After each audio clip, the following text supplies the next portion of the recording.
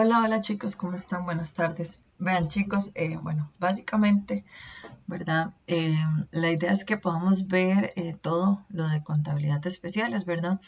Entonces vamos a ir viendo partes teóricas. Según esto, las normativas que le entregan a ustedes en esos exámenes, perdón, en este examen, son los beneficios de los empleados, que sería la NIC 19, la contabilidad de los planes de beneficios, que son la NIC 26, y la NIC 15, ¿verdad? Que da los contratos. Vean, yo descargué, es que a mí honestamente, como la cátedra explica esa NIC 26, no me gusta. A mí me gusta como viene en esta guía. Entonces yo la descargué y no se guardó. Ah, no, sí. Es que aquí la tengo. Vamos a ver. Entonces esta vez es que la volví a abrir. Es que ahorita la estaba. Yo no sé por qué yo las guardo, pero se me pierden. Aquí está. Entonces, bueno, esta NIC 26, ¿verdad? Es la primera que da los beneficios a los empleados, ¿verdad? Entonces, básicamente, ¿cuál es el objetivo? Primero me voy a buscar el objetivo. El objetivo de la NIC 26 es que el objetivo de la información procedente de un plan de aportaciones definidas es dar cuenta periódicamente de la situación del plan y de los retiros de las inversiones, ¿verdad? Los planes de beneficios son conocidos como otros nombres, pueden ser como planes de pensiones o sistemas complementarios de jubilación. Eso es un plan de beneficio. Entonces, esta normativa básicamente se aplica a todos los estados financieros de los planes de beneficios por retiro cuando se preparan dichos estados financieros. Entonces, vean que aquí está. ¿Cuál es el alcance entonces? ¿Para cuándo vamos a utilizar la NIC 26? Entonces, para aplicar, ¿verdad? En los planes de beneficios, ¿verdad? A los empleados. Entonces, son los mismos planes de pensiones o de jubilación que nosotros, bueno, conocemos. Básicamente, las definiciones que son importantes son estas cuatro. Primero, que es un plan de beneficio por retiro, ¿verdad? Entonces, son los beneficios a sus empleados en el momento de que terminan sus servicios, ¿verdad? Luego, bueno, esos son los de ya, la misma palabra lo dice cuando la gente se retira. Los planes de beneficios definidos, ¿verdad? Básicamente son las cantidades a pagar en concepto de beneficio y se terminan por medio de una fórmula. O sea, básicamente los planes de beneficio por retiro son cuando decimos, bueno, que alguien cumple 65 años y ya se retira. Los planes de beneficios definidos, ¿verdad? Esto que se acuerdan las cantidades a pagar es, ¿verdad? Que por ejemplo, que las personas tienen que cumplir con un número mínimo de cuotas para poder pensionarse. Básicamente eso es. Luego están los planes de aportaciones definidas, que son cantidades a pagar como beneficios que se determinan en función de las cotizaciones del fondo. Bueno, que este sería más bien el ejemplo como el de nosotros. Y este es que más o menos, bueno, que básicamente se trabaja con cantidades a pagar en concepto de los beneficios, pero se determina por medio de una fórmula, que normalmente se basa en los salarios de los empleados. Y aquí digamos, es por cuotas, por así decirlo, viéndolo así. Entonces es por fórmula y esto es por las cotizaciones al fondo. Y luego esos son los planes definidos por las aportaciones. Y la financiación mediante el fondo es la transferencia de los activos del plan de una entidad a una entidad separada. Tenemos luego los planes de aportaciones definidas, ¿verdad? Entonces, en la información procedente de un plan de aportaciones definidas, entonces se debe incluir un estado de activos netos para entender los beneficios, así como una descripción del plan de la política de capitalización. Esto es como lo que debemos de incluir. Dice que debemos también de conocer el monto de los beneficios futuros junto con la evidencia correspondiente a la gestión del fondo de pensiones, digamos, para ya contextualizarlo un poco. Ok, esto es básicamente como los estados financieros que presenta la caja, digamos. Y luego dice, bueno, que los participantes que están interesados en las actividades del plan, en tanto los participantes que están interesados en la actividad del plan que afectan directamente los importes de los beneficios futuros, también están interesados en saber si los aportes han sido recibidos y se ha ejercido un control apropiado sobre la protección de los derechos y beneficios. Esto es, a ver, hasta aquí podemos decir, digamos, que contablemente entonces también tenemos una normativa, ¿verdad? Que internacionalmente se establece cómo darle el tratamiento contable a los fondos de pensiones, ¿verdad? Y de ahí la importancia de conocerlo y saber que existe. ¿verdad? Que no es simplemente que se va a llevar ahí como por llevarlo, ¿no? Porque es algo, digamos, es un punto muy delicado. Entonces, ¿cuál es el objetivo? Lo que les decía antes, el objetivo es poder tener, conocer la información procedente del plan de las aportaciones definidas, o sea, saber, por ejemplo, bueno, qué plan se está utilizando, poder conocer digamos, la información financiera periódicamente, poder tener también puntos de comparación dice aquí, de la situación del plan y de los rendimientos de sus inversiones. Entonces, por ejemplo, hay bonos, ¿verdad?, que se han generado sobre el fondo de pensiones, ¿verdad? Y también se ha prestado al fondo de pensiones, no sé si ustedes saben, por ejemplo, le ha comprado bonos al gobierno, que yo no sé si se acuerdan, que yo creo que eso fue, el que lo hizo, eso fue, fue este carajo, Carlos Alvarado. A mí me cae malísimo, porque para mí eso, digamos que financieramente es una tontera, que la verdad es que él dice que la gente no lo quiere y yo no sé, bueno, cómo ahora está dando clases en la universidad de Estados Unidos y así, porque él se puso una bandera verde, que en realidad Costa Rica, bueno, ya de por sí es un país verde, ¿verdad? Yo no sé si ustedes saben, pero en buena teoría este cuento de cero emisiones, ¿verdad? De la ruta de descarbonización que él planteó, eso no existe, porque nosotros más bien sobreproducimos oxígeno, ¿verdad? Pero bueno, es otro tema, no me voy a ir por ahí. Pero Carlos Alvarado hizo, digamos, básicamente que el fondo de pensiones le prestara al gobierno. Entonces, a través de bonos, que le vendió bonos de gobierno, digamos, que al fondo de pensiones. Entonces, es como que usted se pase la plata de una bolsa a la otra y eso es un riesgo muy alto. Entonces, el fondo de pensiones, digamos, que siempre va a ser, eh, digamos, una plata o un dinero que está ahí muy atractivo, ¿verdad? Por supuesto, pero que se piensa inclusive de que ahí está y que no le pertenece a nadie, pero no, sí le pertenece a las personas que cotizan, ¿verdad? Entonces, por eso se debe suministrar información muy detallada. Inclusive, por ejemplo, en estos estados financieros, ¿verdad?, requieren de revelaciones. Y en las revelaciones lo que se pide básicamente es un detalle. Luego está en la descripción, bueno, por ejemplo, se debe de hacer, ¿verdad?, ante la información que se debe suministrar, la descripción de las actividades, los estados demostrativos de las transacciones y los rendimientos de las inversiones en el periodo, y una descripción de las políticas de las inversiones. ¿Por qué esto es importante? Porque hay que saber, ¿verdad?, sobre cuáles políticas o cuáles fueron las bases normativas, por así decirlo, para hacer los estados financieros. Luego aquí viene, bueno, que los planes de beneficio, ¿verdad?, pueden ser un estado que muestre y un estado de los activos netos para tener, pero esto no me importa tanto porque eso si ustedes preguntan está acá. Yo no sé por qué, a veces ellos hacen preguntas y se basan mucho en ese documento. Entonces lo único que sí sería bueno es como que lean ese documento y le hagan ahí como un análisis, pero yo creo que con lo que les estoy explicando está bien. Con respecto a esto, ¿verdad? Ay, perdón. Tenemos el valor actuarial presente de los beneficios por retiros promedios. El valor presente de los beneficios debe ser calculado y presentado en función a los niveles de salario actuales o proyectados al momento del retiro de los participantes. Entonces, hay dos métodos, por así decirlo. O podemos, sí, ¿verdad? Podemos usar un método o el otro, ¿verdad? Que básicamente serían el método de los salarios actuales y el método de los salarios proyectados. Recuerden, entonces, ¿a qué le suena esto? A finanzas, ¿verdad? Entonces, el método de los salarios actuales sería, si yo me quiero traer un valor al valor presente, o sea, actual, entonces eso es exactamente eso, tengo que calcular el valor presente. Y el método de salarios proyectados, lo que hago yo es como es proyección a futuro, entonces voy a ir a buscar cuál es el valor futuro. Entonces, básicamente, eso es lo que tenemos que como discernir ahí cuando vamos a hacer los ejercicios.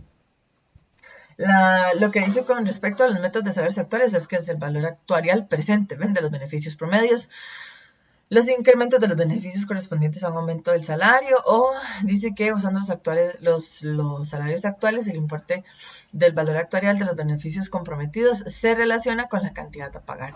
Si hubiese, entonces, esas son como digamos, si es el método, por ejemplo, de los salarios actuales, tengo estas tres formas de calcularlo, de buscar cuál va a ser el monto, ¿verdad? Y si es el método de los salarios proyectados, pues también tengo estas tres formas. Esto también, y lo que les decía, la información referente a los planes, nada más que las inversiones del plan de beneficio por retiro deben contabilizarse por su valor por su valor razonable. Cuando no se puedan contabilizar a su valor razonable, entonces hay que explicar nada más por qué. Y la información a revelar básicamente es lo mismo que les he venido diciendo, ¿verdad? El estado de cambios de los activos netos para entender los beneficios, un resumen de las políticas contables, ven, otra vez se vuelve a repetir los de las políticas contables, y una descripción del plan y el efecto de cualquier cambio ocurrido durante el plan del periodo. Entonces, esto con respecto a la NIC 27. Con respecto a la otra normativa contable, que es la de los ingresos, que me parece que esto está bien porque en realidad es súper corta lo que viene aquí. No es como muy largo. Entonces, la NIF 15, ¿verdad? Que es la de los ingresos, básicamente la de los contratos, digamos, sí, contratos. Veámoslo así, no nos enredemos. Entonces, es un nuevo modelo de ingresos, ¿verdad? Ordinarios aplicables a todos los contratos con clientes. Hay 5 pasos en el modelo. Primero identifico el contrato, luego las obligaciones, después el precio de la transacción, ¿verdad? Luego tengo que distinguir el precio de la transacción entre las obligaciones del contrato y contabilizar los ingresos. Entonces, esto es básicamente lo que se hace en los ejercicios prácticos. Entonces, primero tenemos que identificar el contrato con el cliente, ¿verdad? El punto 2 sería identificar las obligaciones separadas del contrato, que son estos, ¿verdad? Yo no sé si ustedes vieron, pero lo que hace esta presentación básicamente es desarrollar cada uno de los 5 pasos del modelo.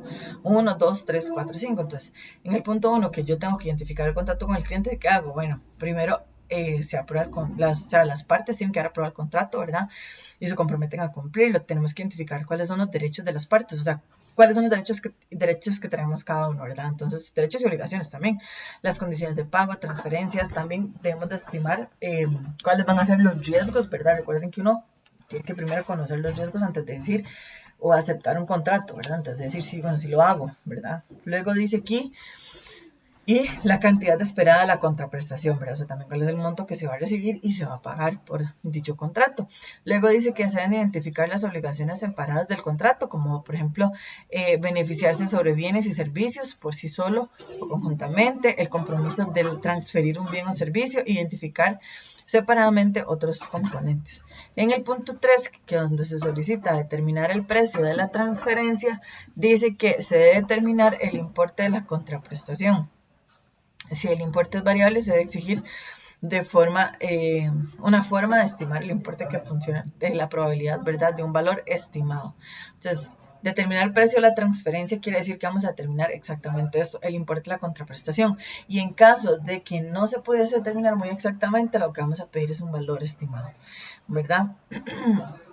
Y, ¿verdad? Bueno, aquí ya entran otras cláusulas, como, ¿verdad?, la posibilidad de ahí, digamos, que variar el precio en un porcentaje, pero esas son estimaciones que se hacen. Luego dice contribuir, por ejemplo, el punto 4 es contribuir distribuir, el precio de la transacción entre las obligaciones del contrato con obligaciones diferenciadas. La distribución se hará proporcional a los precios de venta de forma proporcional. El precio de venta independiente es el precio al que la entidad vende el bien o servicio por separado. Entonces, esto es algo así como la tarea. Recuerden que para la tarea nosotros hicimos, por ejemplo, que vamos a producir una máquina, entonces hay una contraprestación, se hace un contrato, también se estima de cada contraparte de la contraprestación, ¿verdad?, cuál va a ser el costo y además también, cuál va a ser la ganancia. Entonces, por eso es, digamos, la distribución del precio de la transacción entre las obligaciones del contrato. Eso quiere decir que si yo lo hago por etapas, entonces voy cumpliendo con mis obligaciones, yo que soy el que estoy vendiendo el bien, ¿verdad?, o el servicio, cumplo con mis obligaciones, pero también la contraparte, o sea, el que los está adquiriendo, tiene que ir también cumpliendo con sus responsabilidades o obligaciones, digamos, monetarias o de contraprestación. Al contabilizar los ingresos, cuando la entidad satisface las obligaciones, entonces dice que una obligación es básicamente cuando una obligación se considera satisfecha, ¿verdad?, ya se transfiere al cliente, ¿verdad?, el activo. Luego dice que el control, se entiende, el control es la capacidad de usar, ¿verdad?, obtener práctica total de los beneficios derivados del servicio o del bien, ¿verdad? Entonces la transferencia de riesgos y los beneficios. El cliente recibe y consume los beneficios. Entonces, básicamente esto es cuando la entidad satisface las obligaciones, o sea, cuando ya se puede hacer uso de lo que les decía antes, ¿verdad? O sea, cuando la entidad que está comprometida a vender el bien o el servicio cumple o satisface sus obligaciones, le transfiere al cliente el control y por control se entiende la capacidad de dirigir, ¿verdad?, el uso o obtener práctica total de los beneficios. Nada más aquí, digamos que para no extendernos mucho. Entonces ya esa sería la última parte, ¿verdad? Porque aquí está la distribución después de transferencia y ya cuando se satisfacen las obligaciones, que ya estaríamos listos, digamos, para terminar el contrato. Y esto es con respecto a la NIF 15 de los ingresos. La NIF 15 y la NIF 19. La NIF 19, lo que a mí me gusta más verla así como por esquemas, no sé yo por qué me gusta más. Yo creo que fue una costumbre que me quedó a la licenciatura. Básicamente la NIF 19, entonces el objetivo es describir el tratamiento contable para la información a revelar sobre los beneficios a los empleados, basados en las acciones de la NIF 2, para la contabilización de la información financiera sobre planes de beneficio. Esto, ¿verdad? Ya es lo que acabamos de ver. Se excluye, ¿verdad?, de esta normativa estas dos, la NIF 2 y la NIF 26, que es la que acabamos de ver. Perdón, es que no lo leí aquí. Entonces es para prescribir el tratamiento contable, la información a revelar sobre los beneficios de los empleados. Las relaciones requeridas, ¿verdad? Básicamente es una conciliación que analice los movimientos durante el periodo de los activos o pasivos netos registrados en el balance. Un análisis del activo y pasivo mostrado dice que sería el valor presente, la obligación dividida entre los planes financieros y no financieros, el valor razonable de los activos y el plan de los derechos y del plan y de los derechos de reembolso. Con respecto a los beneficios a los empleados, ¿verdad? Entonces tenemos aquí que todas las formas de contraprestación proporcionadas por la empresa a cambio de los servicios prestados por los empleados o por terminación del contrato, los cuales pueden ser determinados por contratos o acuerdos formalizados entre la entidad y los empleados. Entonces, estos son, ¿qué es un beneficio de los empleados? Esta es la definición. Esto es lo que me interesa a mí en realidad que se den. El beneficio del empleado es la contraprestación proporcionada por la empresa al empleado. Ese es el beneficio. Las clasificaciones de los beneficios a los empleados, entonces podemos decir, o sea, vean por qué es diferente, ¿verdad? Porque no trato aquí la NIC 26, porque en la NIC 26 estamos hablando de beneficios por retiro y aquí estamos hablando de contraprestaciones por el servicio brindado. Entonces, eso es lo que quería llegar. Por eso venía como de lo demás arriba que no se entendía hasta abajo. Tiene que empezar por esto. Entonces, esa es la diferencia, básicamente. La NIC 19, entonces, la clasificación de los beneficios empleados, tenemos unos a corto plazo, postempleo y a largo plazo. Los de corto plazo son los beneficios a los empleados cuyo pago se espera liquidar totalmente en el término de los 12 meses. Postempleo son beneficios a los empleados que se pagan después de completar su periodo de empleo, y a largo plazo son los beneficios a los empleados adeudados por la empresa al empleado después de 12 meses siguientes del cierre del periodo contable. Con respecto a los beneficios de los empleados a corto plazo, ¿verdad? Ausencias remuneradas, básicamente tenemos aquí las ausencias acumulativas y revocables. Se entrega una compensación en efectivo al momento del retiro por los derechos no disfrutados. O sea, por ejemplo, las vacaciones, y las ausencias no acumulativas, que serían que no se trasladan a un futuro y caducan si no son utilizadas en el periodo corriente, ¿verdad? Medición con respecto a la contabilización de las contribuciones definidas. Tenemos medición y rendimiento, ¿verdad? Entonces, básicamente, ¿cómo las vamos a medir? De acuerdo con los valores, ¿verdad?, a aportar en el periodo. Y el reconocimiento se reconocen como un pasivo y un gasto. Un pasivo después de deducir cualquier pago, y un gasto a menos de que se capitalice.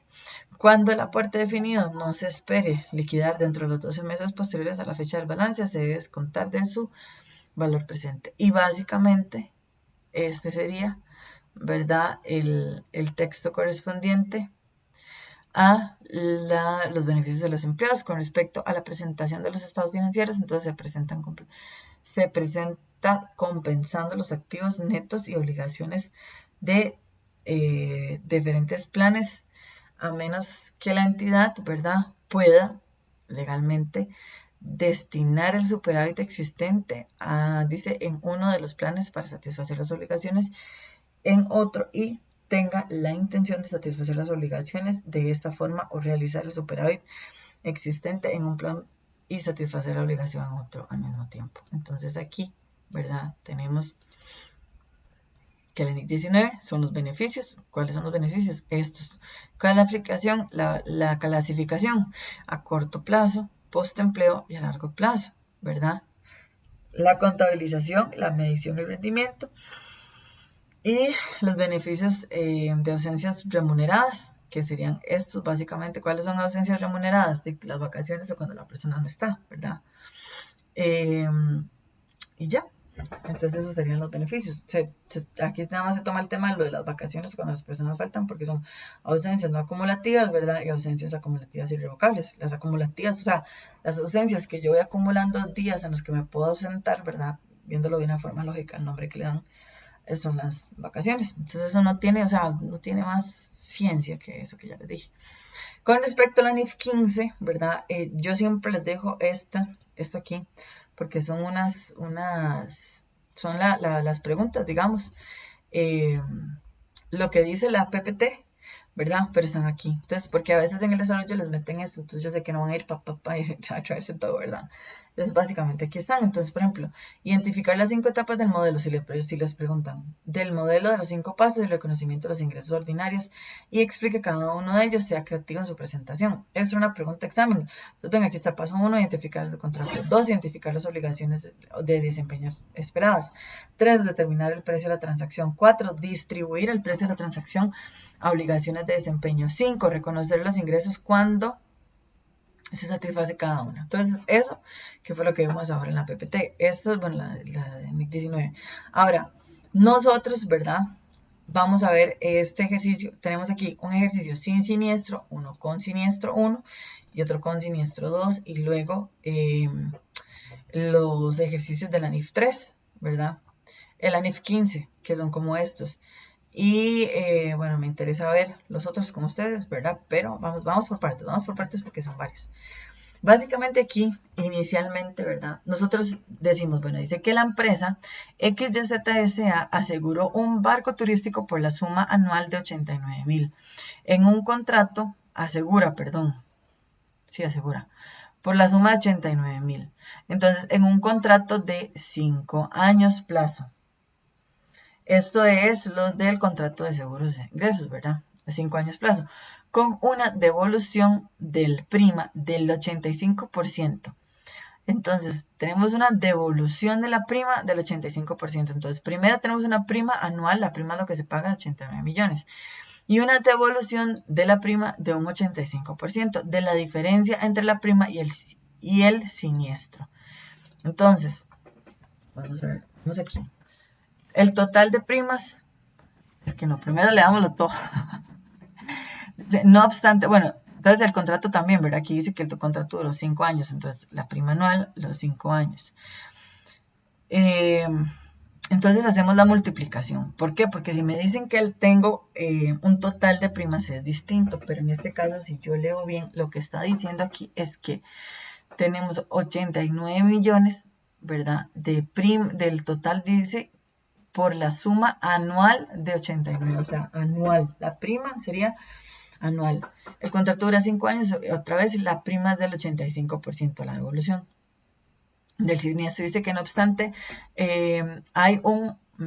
dice, no obstante, si hay al menos un siniestro, ¿verdad? Un siniestro, se debe pagar la diferencia entre la prima y el siniestro, por lo que dice por todo el plazo del contrato, ¿verdad? Y luego, si la diferencia entre la prima y el siniestro es positiva, se reintegra dicho monto al asegurado, pero si es negativa, se paga una prima adicional. Desde aquí se comieron un montón de letras. Considere una tasa de interés del mercado del 10.50% y que no había siniestro. Y no ha habido siniestro, durante los 5 años. Entonces, por eso este es sin siniestro. Entonces, vamos a hacer la tabla de separación de los componentes. Entonces, otra vez. Inicialmente tenemos una prima anual de 89 millones. 89,000, perdón. Son 5 años. Entonces, el total de primas son 445,000. Siniestros, 0. Entonces, el porcentaje aquí de la evolución es del 85%. Entonces, ¿qué hago yo? De cálculo el total de primas y hago una diferencia, ¿verdad?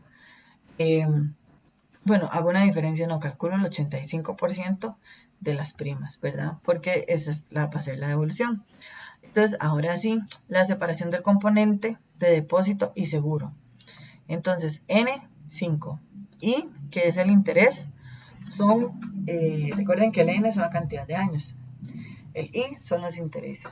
Y aquí está S, que ellos casi, por ejemplo, ellos lo que dan son estas fórmulas. Entonces, el S es la anualidad anticipada, valor al vencimiento, ¿verdad? Que sería este que está acá. O sea, el valor cuando sin siniestro, o sea, que durante los 5 años no hubo nada, entonces cuánto se va a recuperar, cuándo se devuelve como nuevo siniestro, entonces aquí el 85% que son estos 378. No sé si me estoy dando a entender. O sea, la anualidad anticipada, el valor del vencimiento sería esto, que era lo que me van a devolver. Y yo entonces el R lo que hago es que entonces hago esta formulita, que está aquí, ¿los ven? Para averiguar cuál es el R que sería, ahí sería básicamente este que está aquí, ¿verdad? Vamos a ver. Entonces, aquí, ¿qué sería? S, ¿verdad? Que ese sería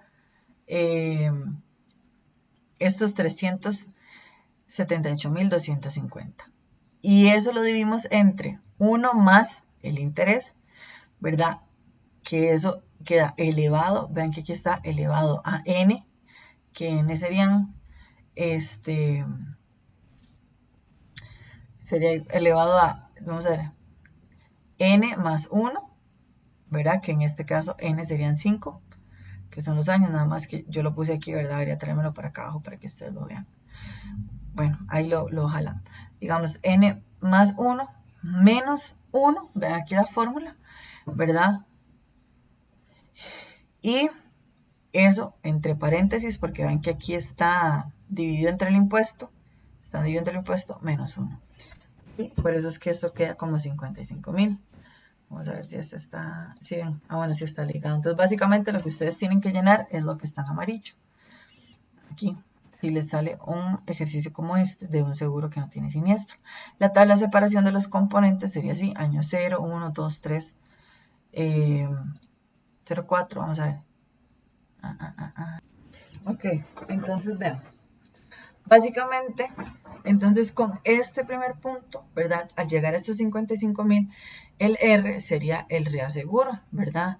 El reaseguro, el monto del reaseguro anual, ¿verdad? Durante los 5 años. Entonces, ven, aquí está la formulita, básicamente. Entonces, ese es el monto del reaseguro anual durante los 5 años. Ahora me están pidiendo que elabore la tabla considerando que no hubieron siniestros. Yo voy a iniciar con el año 0, ¿verdad? Mi año 0, digamos, es el momento 0. Entonces, del año 0 al año 1 tengo mi primer año. Del año 1 al año 2 tengo el segundo año. Del año 2 al 3 tengo el tercer año. Y el 3 al 4 tengo... Bueno, ya no dije nada, ¿verdad?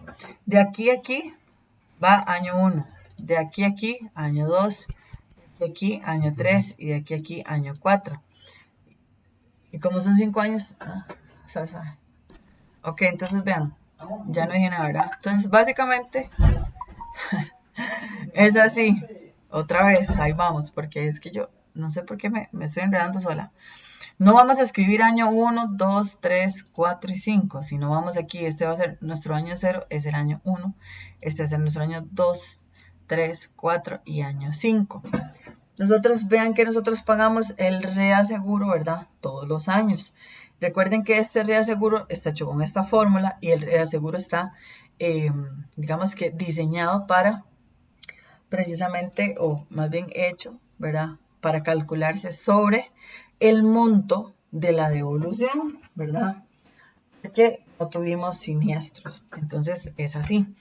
Entonces, nosotros, esto es el pago. Luego, el componente financiero va a ser precisamente el interés. Entonces, inicialmente el interés lo vamos a cobrar por el primer, digamos por los 55.513, que es el primer pago. Después se va sumando, ¿verdad? El año 1, que sería nuestro año 0, y el año 1 se suman. y se suman con el componente financiero. Entonces yo voy sumando el depósito más el componente financiero más el depósito del otro año, entonces me da el depósito al inicio, ¿verdad? Del año 001 y así se va, vean, así se va sumando.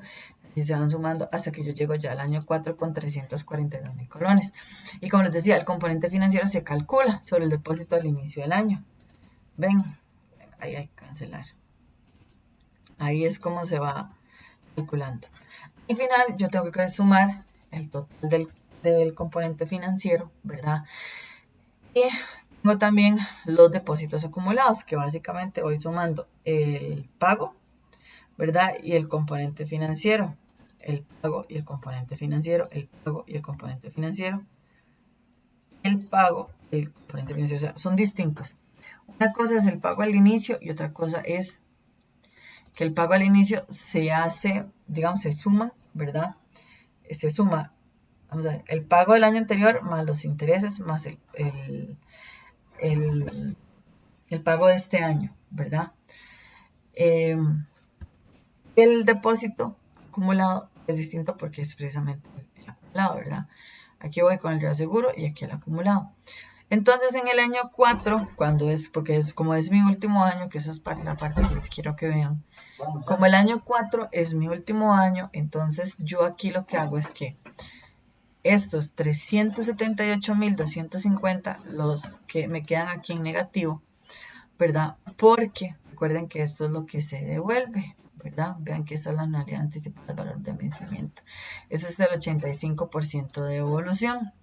Entonces por eso quedan negativos. Y el total, ¿verdad? Y lo que hago es que, digamos, totalizo. Y yo sé que eso está bien porque me da lo mismo. La diferencia entre todos los pagos menos la devolución me da igual a todo el componente financiero. Entonces ahí vamos. Tenemos entonces los asientos, año 0, ¿verdad? Año 1, 2 asientos. El año 2, 2 asientos. El año 3, 2 asientos. Y el año 4, como es mi último año, entonces tenemos los 2 asientos y el asiento final. Entonces aquí, ¿verdad? Con respecto a este tema, entonces vamos haciendo año 0, gastos primas, ¿verdad? Sería la primera cuenta. Pero el depósito del reaseguro y el banco. Entonces vean, ¿cuánto se pagó? 89. En el año 0, 89, ¿verdad? Eso fue lo que se depositó al banco. El depósito del reaseguro fue de 55. De 55.513. Entonces, la diferencia entre estos dos sería el gasto por las primas, se diría. En el año 0 tenemos el depósito del reaseguro, ¿verdad? Que vean que es solamente el componente financiero del año 0. Y entonces esto es al inicio que yo pago el reaseguro y el seguro, digamos, y al final el depósito. Aquí es igual. En el año 1 tenemos el depósito bancario, tenemos el reaseguro del año 1, ¿verdad? Desde el segundo año, y el gasto de primas, que sería el segundo. Pero aquí el componente financiero cambia, ¿verdad? Los ingresos por intereses, porque son 12.263. En el año 2, ¿verdad? Que este sería, bueno, sería nuestro año 3, pasa lo mismo, ¿verdad? Tenemos el reaseguro, ven que todos los años lo pago, ¿verdad? El reaseguro por 55, los 89 millones, ¿verdad? Que son los que se pagan. ¿Por qué? Porque, a ver, tal vez ustedes me dicen, profe, pero ¿por qué va anual, verdad? Porque va anual, porque vean que lo mismo que les dije al inicio, esta es la prima anual de 89.000. Entonces, por eso es que al inicio de cada año, este es mi asiento. Tengo el reaseguro y el pago anual. Ven, el año 3 también, y el componente financiero es el que yo me traigo aquí, el año 3. Aquí en el año 4 también tengo del reaseguro, el pago anual, ¿verdad? Y el gasto por primas. Y también tengo el componente financiero. Pero sin embargo, en el año 4, como no se dio ningún siniestro, entonces tengo un depósito de reaseguro contra ingresos por intereses, que sería el monto, ¿verdad? De aquí el depósito acumulado. Básicamente, depósito de reaseguro contra ingresos por intereses. Entonces sería aquí básicamente el acumulado. El acumulado que se va dando, ya que es la suma entre el reaseguro más el componente financiero acumulado más el depósito acumulado de los reaseguros de intereses de otros años, que son 378.250. Eso es con respecto al ejercicio del siniestro, sin siniestro. Con siniestro vienen un poquito más desglosados, ¿verdad?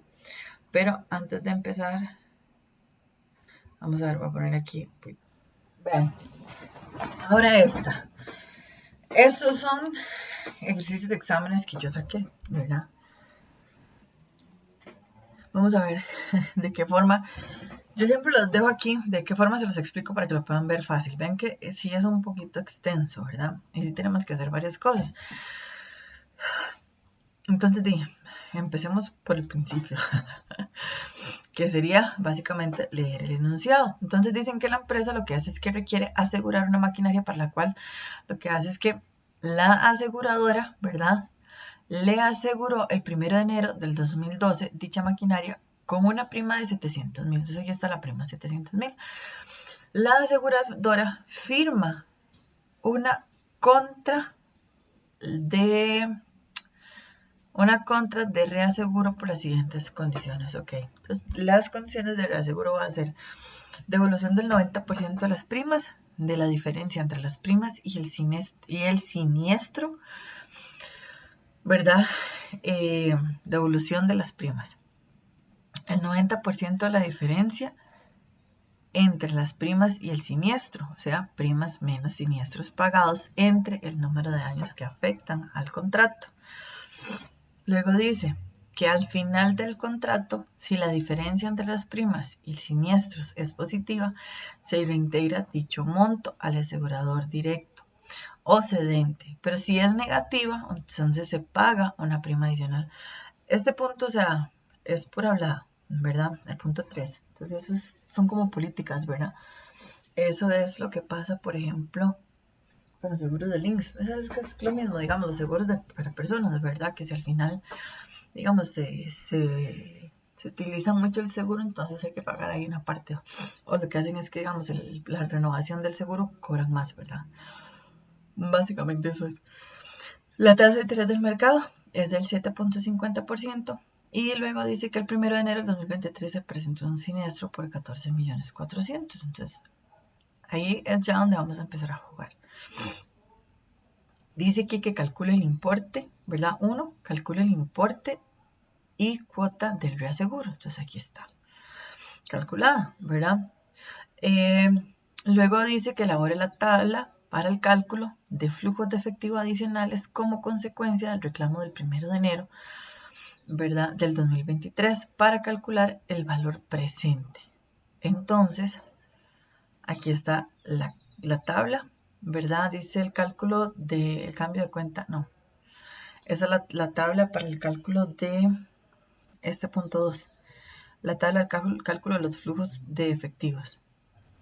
Dice que calcule el monto del préstamo por el siniestro que debe pagar la aseguradora a su reaseguradora.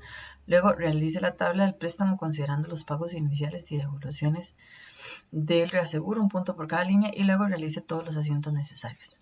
Entonces vean qué tablas básicamente aquí tenemos.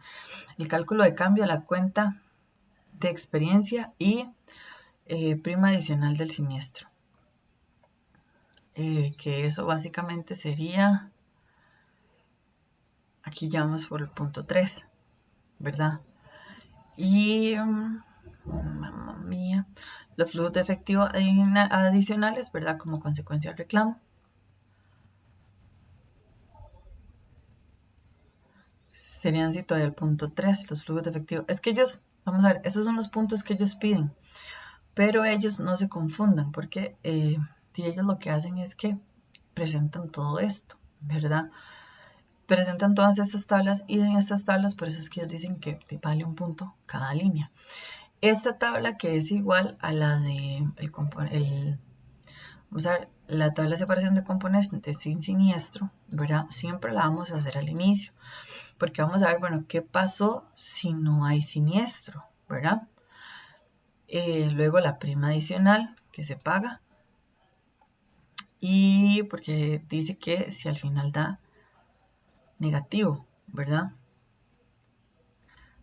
Y ven que aquí, bueno, el monto es igual que en el otro documento, aquí también. Entonces, esto sí está bien. Lo que yo les iba a enseñar, ya, esto. Lo del cálculo de los cambios en el saldo del préstamo con reclamo. Entonces, esto sería esto. Realice la tabla de préstamo considerando los pagos adicionales y devoluciones, porque el último punto es realizar los asientos. Y entonces aquí hacemos esta y luego el cálculo del saldo de préstamo, ¿verdad? Y luego vienen entonces todos los asientos. Y aquí sí son un poquito más de asientos. La ventaja es que esto está ligado. Entonces vamos a ver de qué forma hacerlo. Porque yo esto lo hice, chiquillos, y bueno, en esto invertí un montón de tiempo. Porque me da horror que les aparezca algo así y no sepan cómo hacerlo. Entonces, vean.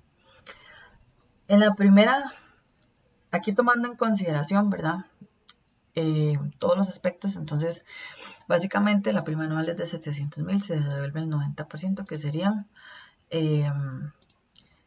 no es que un siniestro por 4,5 millones. Entonces, bueno, aquí se calcula, ¿verdad? El total de primas, que son 5 años, entonces igual, ¿verdad? Que antes. Recuerden que los 700,000 es la prima anual, entonces son 700,000 por 5, ¿verdad? Entonces aquí, 700,000 por 5 me da 3,5 millones. 90% de esos 3,5 millones son 3,150,000. Entonces ahí vamos, hasta ahí vamos bien, porque dice que la devolución de las primas es el del 90% de la diferencia entre las primas y el siniestro, ¿verdad? Entonces, bueno, aquí contemplamos el siniestro. Para calcular este valor del reaseguro, ¿verdad? Entonces utilizamos la misma fórmula, ¿verdad? Eso sí, no varía.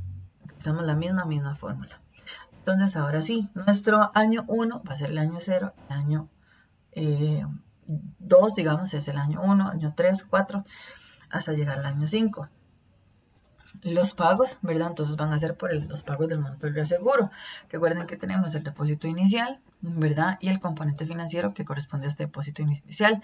Se suman, ¿verdad? Estos dos y ven que ahí tenemos el depósito acumulado. Luego aquí igual el depósito del año pasado más el depósito de este año más el componente financiero me da el depósito acumulado del año 1 y así voy sumando, me da el depósito acumulado del año 2, del año 3. Sumo todos los componentes financieros, o sea, todos los intereses, me da 627,000, igual que la diferencia que tenemos aquí de todos los ya seguros de todos los años, ¿verdad? Menos las devoluciones, bueno, más bien el depósito acumulado. Entonces, menos el depósito acumulado, entonces me da el mismo monto. Entonces eso es ahí como, ¿verdad? Como para comprobar.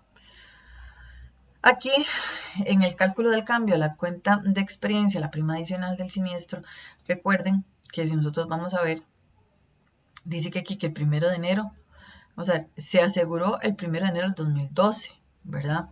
Entonces, del 1 de enero del 2012 al 1 de enero del 2013, que se presentó el siniestro, va un año. Entonces, estaríamos hablando de que el siniestro se presenta en el segundo año, que nuestro año 0, ¿verdad? Es año 1. El segundo año sería lo que nosotros consideramos como año 1.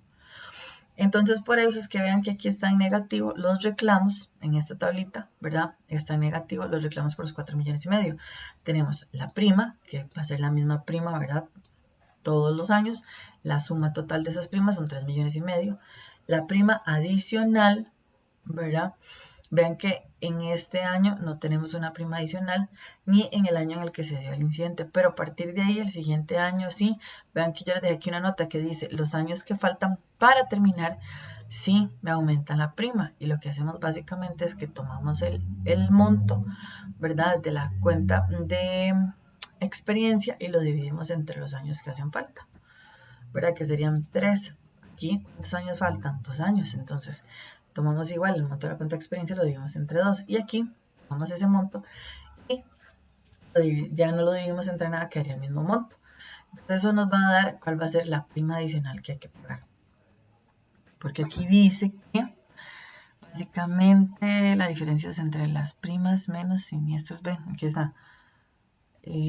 Las primas menos los siniestros pagados entre el número de años que faltan al contrato. Entonces aquí está el 90% de la diferencia entre las primas y siniestros, ¿verdad? O sea, las primas menos los siniestros pagados, que por eso es este monto que está aquí al final, ¿verdad? Que básicamente aquí ya viene ese cálculo, las primas menos los siniestros, dividido entre el número de años que le faltan al contrato. Entonces, ese punto es este puntito, esto que desarrollamos aquí, que está en color rosadito. La prima total, entonces ahí vamos haciendo la suma, ¿verdad? Vamos a ir haciendo la suma, digamos, del año. Entonces, por ejemplo, los 700.000 colones más los 3.930.000 que pagar, los 700.000 colones más los 3.800.000 y los 700.000 colones más los 3.600.000. Aquí dice que, bueno, que la prima entonces acumulada, en este caso serían los 700.000 pesos, ¿verdad? Aquí vamos sumando, ¿verdad? Como en escalerita, 7.500.000. Aquí se va sumando otra vez la escalerita, el acumulado del año pasado más el de este año. Entonces aquí me da la prima acumulada. El del año pasado, la suma, digamos que hemos traído los años anteriores más la de este año, entonces me da la prima acumulada. Y aquí, reclamo, ¿verdad? ¿Cuál va a ser aquí el reclamo? Entonces los 14,5 millones. ¿Qué sucedió en nuestro segundo año? ¿Verdad? Ven lo que les decía. Si aquí fue el 1 de enero del 2012 que se contrató el seguro y el siniestro ocurrió el 1 de enero del 2013, entonces va un año. Entonces, por eso está acá. Los reclamos acumulados son, entonces, estos mismos 14 millones que vamos a tener aquí. Los mismos 14 millones. Entonces, ¿por qué así? Porque aquí, digamos, en nuestro primer año se nos va a quedar todo en cero, ¿verdad? Entonces, 700 menos 0 reclamos. En el año 2, entonces, del seguro va a aparecer o va a entrar aquí en juego. Tenemos una prima acumulada de 1.400.000 menos 14.500.000. Por eso es que aquí va a dar negativo, porque tenemos que contemplar los reclamos acumulados. Ven, aquí tenemos la prima total menos los reclamos acumulados. Ven, primas acumuladas menos reclamos acumulados. Es esta parte que tal vez a mí se les confundió un poco. Las primas, ¿verdad? Menos los siniestros pagados. El siniestro, otra vez, ¿cómo es que dice aquí? Reclamos acumulados o siniestros pagados son 14,5 millones. Entonces vean que aquí inclusive les dejaron la formulita, ¿verdad? Primas menos siniestro. Entonces por eso es que aquí, entonces la prima menos el siniestro, ¿verdad? Porque por eso es que acá queda en negativo, ¿verdad? Acá también. Yo lo puse, digamos, porque yo hice la suma, pero por eso es que los 14 millones, digamos que de una vez los metí negativos. Entonces aquí, ¿verdad? Ven, tenemos la prima. Más bien, las primas menos los reclamos acumulados. Y eso, digamos que lo que hago es que le sumo la prima. A ver si me da a entender. Aquí lo que estamos haciendo es que inicialmente entran en juego el reclamo de los 14.500.000. Pero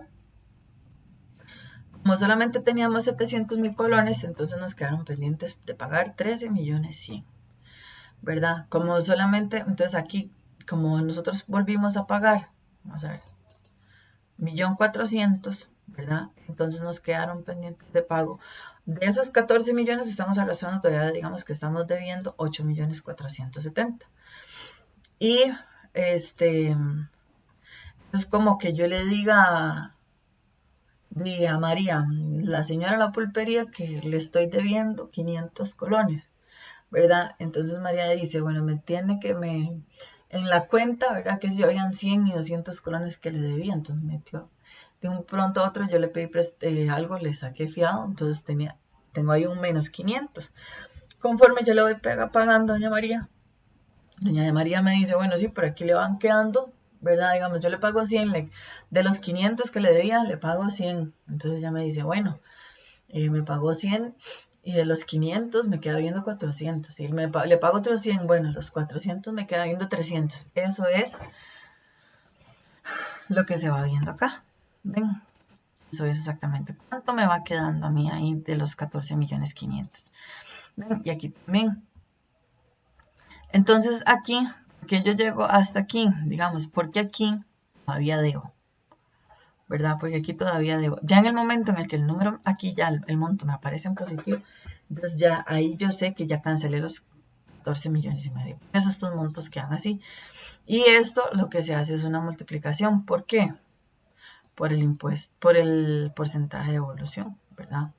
Que sería el 90%. ¿Por qué? Porque igual aquí lo dice, el 90% de la diferencia entre las primas y siniestros, ¿verdad?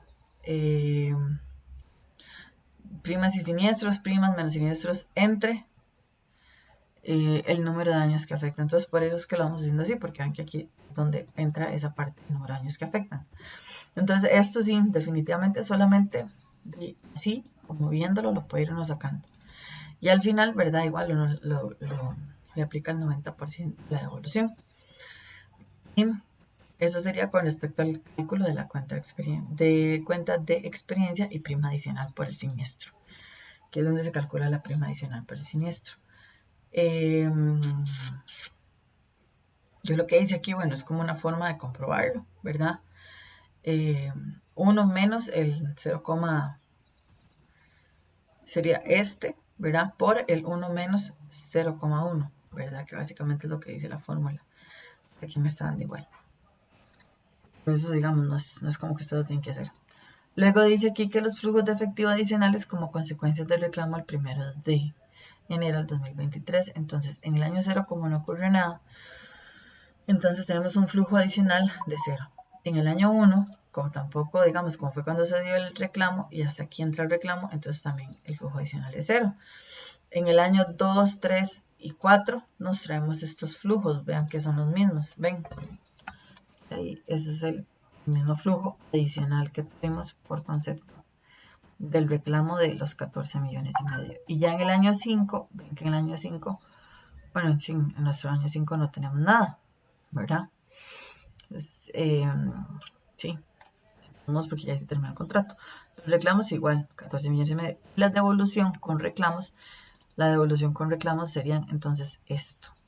Este monto que queda aquí sería el monto de la devolución con reclamos, que bueno, aquí lo que haríamos es sumarlo, básicamente. Luego aquí tenemos las devoluciones sin reclamos, ¿verdad? Que las devoluciones sin reclamos son este monto, ¿verdad? Porque recuerden que esta es la misma tablita que utilizamos para este caso que no tiene siniestro, ¿verdad? Entonces, ¿cuáles van a ser nuestras devoluciones sin reclamos? Los 3.150.000, que ese es el mismo monto que ponemos acá en negativo. Luego aquí tenemos los incrementos netos en el flujo de efectivo. Entonces tenemos, bueno, primero 0, luego 14 millones y medio que aquí entran en juego.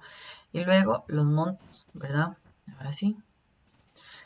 Esto porque fue lo que tuvimos que pagar.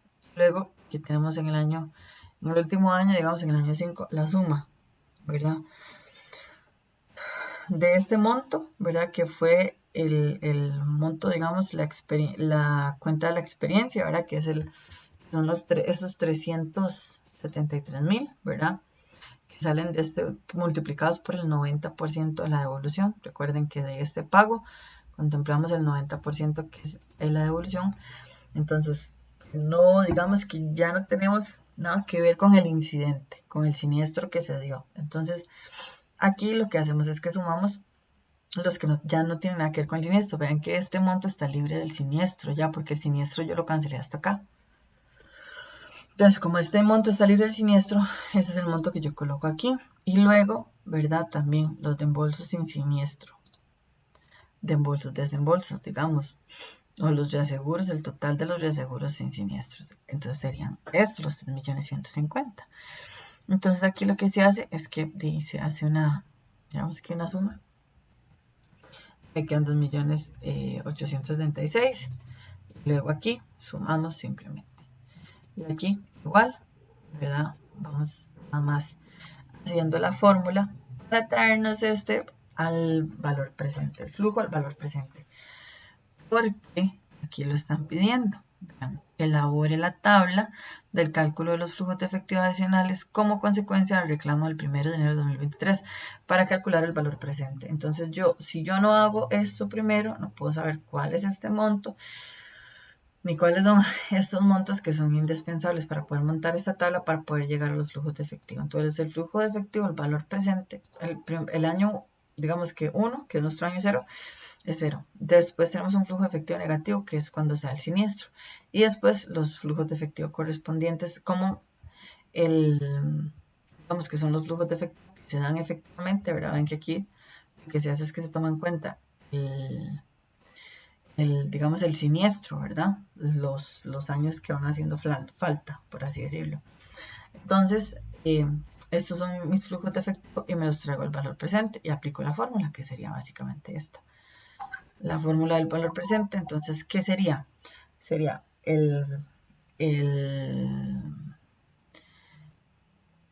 el monto futuro, digamos, el que se va a cobrar, digamos, en el año 2, multiplicado por 1 más el interés, que es el 7,50%, elevado a la menos 1.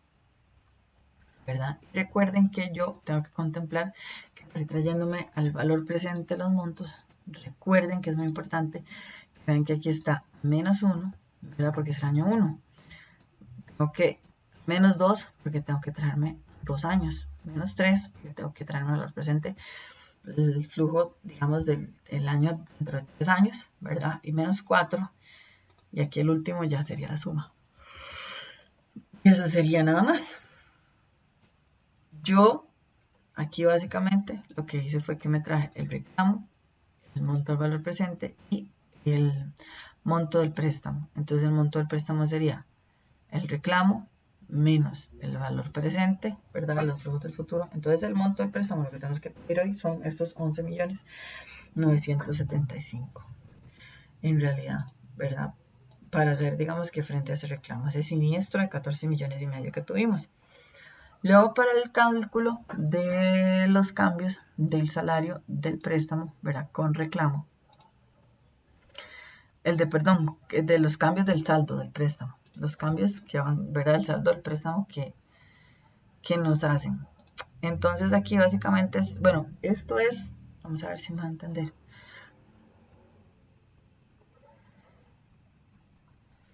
Esto es porque,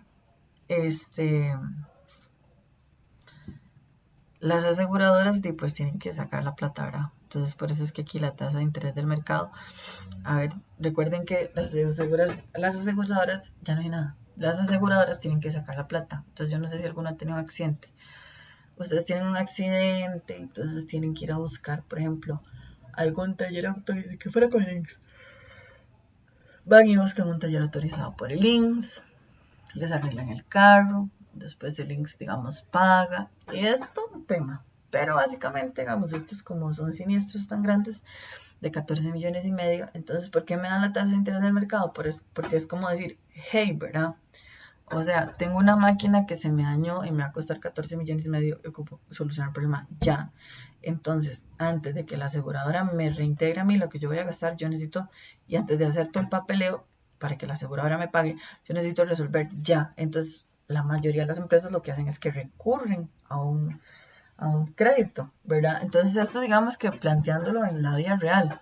Entonces, por eso es que lo vamos viendo así y por eso es que metemos lo de los intereses, que tal vez les parezca un poco extraño, pero es por eso, porque tenemos que calcular, bueno, cuánto nos van a cobrar de intereses, ¿verdad? Entonces, ¿cuánto tenemos, el monto que tenemos que pedir prestado? Por eso es que ya sabemos que son 11,975,000. Aquí esta tablita, vean que aquí tenemos digamos que las sumas, por decirlo así, pero más bien son restas, ¿verdad? Entre la prima adicional, que fueron de 11,304,000, menos la prima, el reclamo, perdón, el siniestro que tuvimos, ¿verdad? Y eso también menos el monto de, aquí que pagamos adicional, ¿verdad? Este monto que está acá. Y luego pues nada más se hace la diferencia, ¿verdad? Entre la devolución sin reclamos, si no hubiesen habido reclamos, menos esos 310 que son el total del incremento. Ese es el incremento de los flujos netos de efectivo. Entonces, con eso, lo que hago es que yo ahora sí otra vez inicio. En el año 0, ¿verdad? El depósito al inicio, pues de nada. El componente financiero neto, tampoco nada, ¿verdad? Porque aquí no se dio nada más, se da un pago original de 404.000. Vean que esto es el pago del año 1, porque no tengo siniestros, ¿verdad? El pago adicional, pues tampoco nada. Y tengo aquí el depósito. En el año 1, como aquí sí se da el siniestro, entonces aquí es donde yo empiezo. Bueno, el depósito al inicio es este depósito original. Esto, lo que yo hago es multiplicarlo por el impuesto. El impuesto del interés, ¿verdad? Entonces ya tomo los 404 por el interés. Son 37.000. Y tengo el pago original. Y aquí básicamente me traigo el monto del pago adicional, que es el préstamo que tengo que pedir, el valor presente, ¿verdad? Que como esto está calculado, el valor presente. Entonces esto va a ser el valor del préstamo, ¿verdad? Tengo que pedir el valor hoy. Entonces el pago adicional. Entonces por eso es que yo pongo esto en negativo, porque esto representa un pasivo, o sea, es una deuda que yo tengo. Y luego el depósito acumulado neto. Entonces, ¿qué va a ser? De los 504 que teníamos, y aquí vamos sumando, más los 37 del componente financiero, más el pago original, ¿verdad? Y eso me va a dar a mí, más el pasivo, me va a dar a mí 10.982.000. Luego aquí, ¿verdad? Igual, lo que vamos haciendo es que, ay Dios, aquí me traigo el monto del año anterior, el depósito al inicio, menos, ¿verdad? Los 10 millones. Aquí serían menos 819. ¿Por qué? Porque yo tomo el depósito, digamos, o el saldo de la cuenta al inicio del año. Entonces, por eso es que yo lo multiplico por el interés, el pago original, ¿verdad? Y me traigo el monto que se canceló en digamos, en el tercer año, ¿verdad? Que sería el año después del siniestro. Que vean que son estos mismos montos que están acá, que son estos mismos montos que yo calculé acá. Por eso es que esta tabla es tan importante. Entonces, estos tres montos yo me los traigo para acá y los pego aquí. Y este también, que es el último monto correspondiente les dije, la diferencia entre lo que yo hubiese tenido que cancelar si no hubiesen reclamos, menos el monto, digamos, que adicional que quedó por ahí, ¿verdad? Por los reclamos. Bueno, así lo veo yo pero por lo menos así lo entiendo yo. Entonces, por eso es que todos estos montos, entonces vamos viendo el saldo final, ¿verdad? Y el componente financiero. Hasta que ya al terminar la tablita, ven que el componente financiero me queda positivo. Aquí viene negativo, pero cuando ya yo hago toda la suma, ¿verdad? Aquí cuando llego a estos 3.562.000, ya cuando yo termino de, digamos, de cumplir con todo este crédito que solicité. Entonces, por eso, aquí vamos, aquí vamos en el año 5, lo que vamos a ver es como ya lo que pasa, o sea, al final, pues, al final me quedan 254, ¿verdad? Ya pasa a ser positivo. Me quedan los 19.000, que sería el componente financiero, los 254, o sea, la multiplicación de los 254 por los intereses. Tengo los 350, 1.150.000, que es el pago sin siniestro, ¿verdad? El pago original sin el siniestro. Y tengo ya aquí la diferencia entre los dos.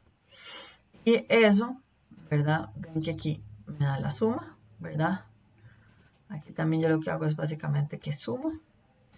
Y aquí también lo que hago es que sumo, ¿verdad? Nada más. Para ir totalizando. Después, aquí lo que yo hice fue que sumé los 254.637 más los 19.000, para que me dieran 273.375. ¿Dónde está? Que me diera este mismo monto. Entonces yo digo, bueno, ahí vamos bien, ¿verdad? Y vean que yo me lo traje para acá. Y básicamente aquí, entonces si yo hago la suma o la resta entre esos dos, me tiene que dar 0 para saber que está igual, ¿verdad? Y el pago adicional reconocido los intereses, básicamente igual sería. Entonces esto entre menos 0, que fue lo que me dio la diferencia, me va a dar 0%. Y así es. como que aquí. Luego, el cálculo del saldo del préstamo, ven que sí es un poquito extenso y está como lleno de detalles. Yo lo que hago es que aquí, ¿verdad? Entonces, en el saldo inicial, tomo en cuenta el... ¿Dónde está? Aquí está, el monto del préstamo. El saldo inicial, entonces, el monto del préstamo, los intereses, ¿verdad? Que ya sería el monto del préstamo por el interés que está allá arriba. Bueno, aquí lo tengo. 7.50. Entonces aquí vamos. Amortización, que sería esta, ¿verdad? En el año 1, 2, 3 y 4. Entonces, en el año 1, la amortización del año 1 sería esta amortización, digamos la que tenemos aquí, que la contemplamos en el año 2, porque en el año 1 se reciente, pero ya entonces podemos decir que la amortización en el año 1 es por este monto, la amortización en el año 2 y en el año 3. Ven, año 2 y año 3. Esos montos son muy importantes. Entonces vamos calculando el interés. Entonces el monto principal menos la amortización me va a dar los 8.900.000. Eso lo multiplico por el interés. Ven, aquí está.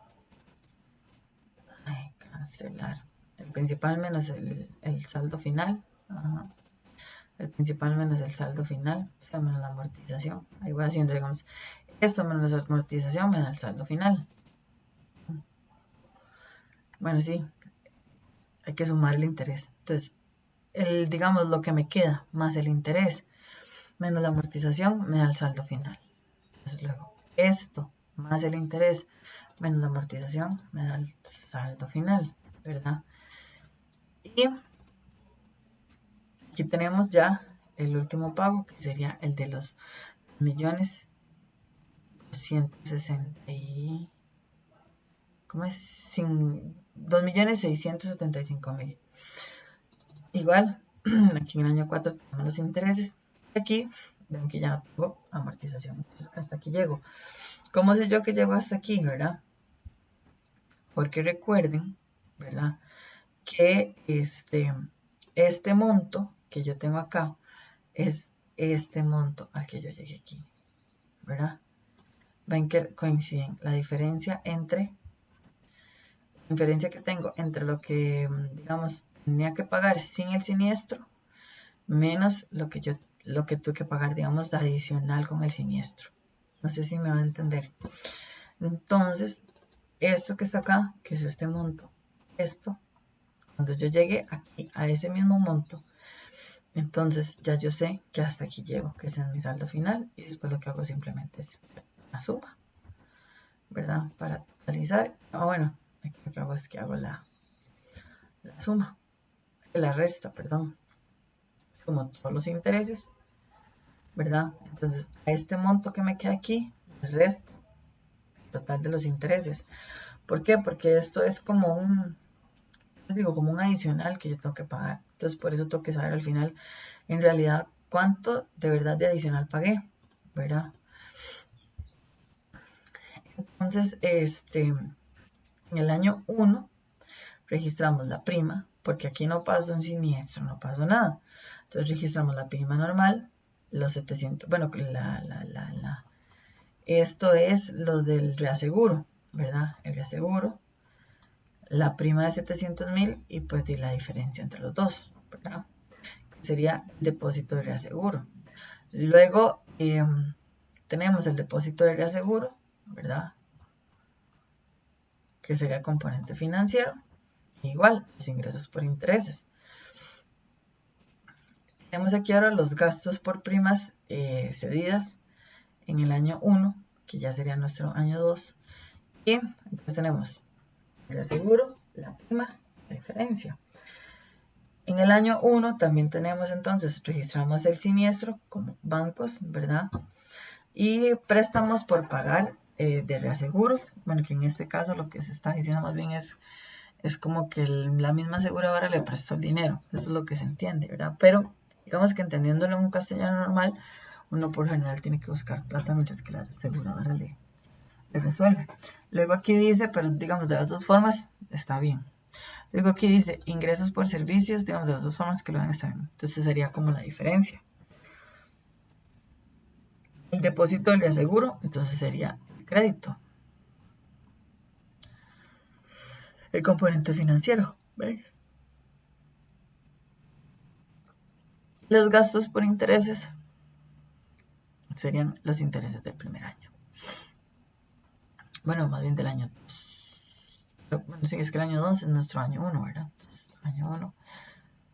Híjole. Aquí está, los intereses del año 1. ¿Ok? Y así se van, digamos, ya para el segundo año. Entonces igual tenemos la prima. Tenemos, la prima de 700,000, el depósito por reaseguro. Tenemos los préstamos por seguro a bancos, que serían igual. Lo que les decía, este monto que está aquí, que es lo mismo que este monto que está aquí, que es lo mismo que este monto que está aquí, que eso es súper importante. Por eso es que ellos indican cómo abrir la división, pero mentira que a ustedes en el examen les va a dar para hacer tanto, ¿verdad? La idea es que ustedes vayan rellenando, digamos que aquí lo menos que puedan. Vamos a revisar aquí. Según yo,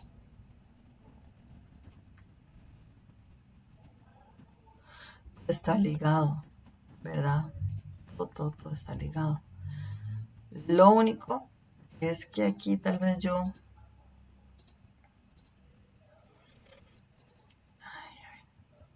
Lo único es que aquí, en esta tabla cuando la hacen, sí tienen que tener cuidado, digamos, a partir de qué año. Por ejemplo, les pueden decir que fue en el año 3. Entonces nada más lo quitan de aquí, lo ponen en el año 3 y aquí, ¿verdad? Pues ya no les va a aparecer en 0 porque ustedes lo quitan de aquí, nada más lo que hacen es que lo bajan. Y obviamente lo tienen que quitar de acá también. Pero eso es como nada más lo que tienen que tener cuidado aquí cuando van haciendo esta tabla y las demás. Pero en buena teoría, ahorita todo, vean que yo todo lo dejé como ahí como ligado. Si ustedes ven aquí no tienen que digitar, digamos que manualmente nada, ¿verdad? Nada más tienen que cuidar ahí los que están en 0 para que no vayan digamos, a jalar la tabla igual. Yo aquí, digamos, es porque yo no puedo aquí meterle la suma del año 5. ¿Ven? Entonces, si yo lo pongo que le jale este cuadrito, entonces va a quedar mal, ¿verdad? Porque en realidad aquí el año 5 queda en 0 y el total sí. Sí está bien, pero el total es más como una verificación de que lo que quería está bien. Nada más es de que lo analicen, ¿verdad? Ven que yo les dejé por aquí pistas, colorcitos parecidos para que lo vayan analizando y ya lo puedan ir haciendo. Ya no me acuerdo por cuál íbamos. El depósito entonces del aseguro, el que es el componente financiero, ¿verdad? Los ingresos por intereses, entonces todos los que digan, vean, tienen que hacer de fijo, en todos los años tienen que hacer de fijo este asiento, que es el de la prima, la prima que sería más bien el reaseguro, la prima es la diferencia, entonces tienen que hacer este asiento y el de los intereses. Además de eso, tienen que hacer el asiento por el ingreso adicional, ¿verdad? Que son estos, o por decirlos estos mismos que están aquí en los aditos, que esa es la prima adicional, ¿verdad? Y el otro asiento que tienen que hacer es de los gastos por intereses. Para eso para que ustedes puedan hacer los asientos. Entonces, el asiento que tienen que registrar para los 3 casos, ¿verdad?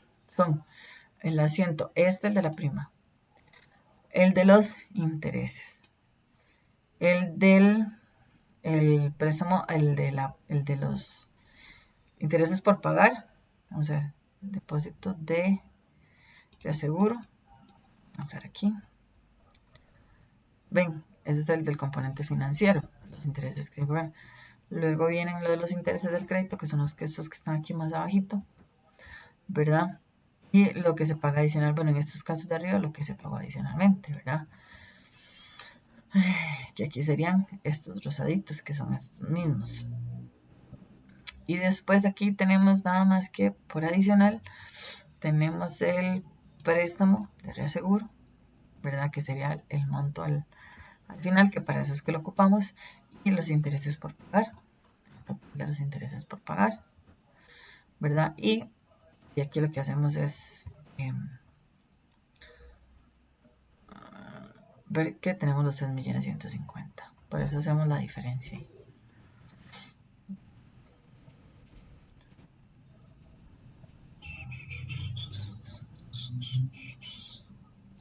Ven, entonces los 277, 73 más lo que me queda los créditos más los intereses por pagar, es lo que me queda los intereses más los intereses por pagar, todo esto, ven que me suman los 3.150.000 y al final eso así debería quedar.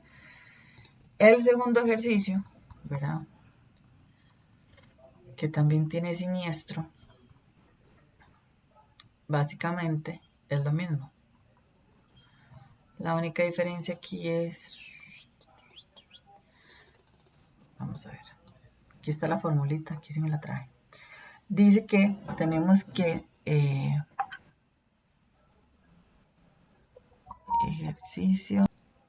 Ok, entonces este con siniestro, ¿verdad? Dice aquí que es muy parecido, pero bueno, yo lo dejo por acá. Y di nada, yo esto honestamente se los doy porque me lo he encontrado en exámenes viejos, entonces si quieren los revisan, chiquillos, pero en realidad yo se los dejo por aquí por aquello de que lo metan, porque es que yo no sé, me da pavor que les pregunten algo de esto y que ustedes no sepan, ¿verdad? Pero bueno, aquí está sin siniestro y con siniestro porque sí son tablas muy largas. Entonces ahí la pueden ver. Esto del ejercicio 3, el ejercicio 3.2 y estos últimos 3 ejercicios sí son los que en realidad me interesan para que ustedes los vean, porque estos de fijo sí los van a preguntar en el examen. Entonces aquí son sencillos, ¿verdad? Ven que son sencillos y los pueden hacer con las tablas que usamos para con lo que usamos para la tarea, ¿verdad? Pero de todos modos, bueno, aquí están. En el primer ejercicio lo que dice básicamente es que la empresa dice que una empresa de construcción firma un contrato para construir un edificio sobre una propiedad del cliente por una contraprestación acordada de 75 millones de colones y una prima de 18 millones de colones con un plazo de 18 meses. El cliente controla la construcción del edificio. El costo esperado de la construcción del edificio es de 56.250.000. La empresa constructora determina, que la medición se hará sobre la base de los costos esperados por la construcción del edificio, que son de 56.250.000. Entonces, la base de la medición va a ser los costos, ¿verdad? Hay que tener un cuidadillo nada más.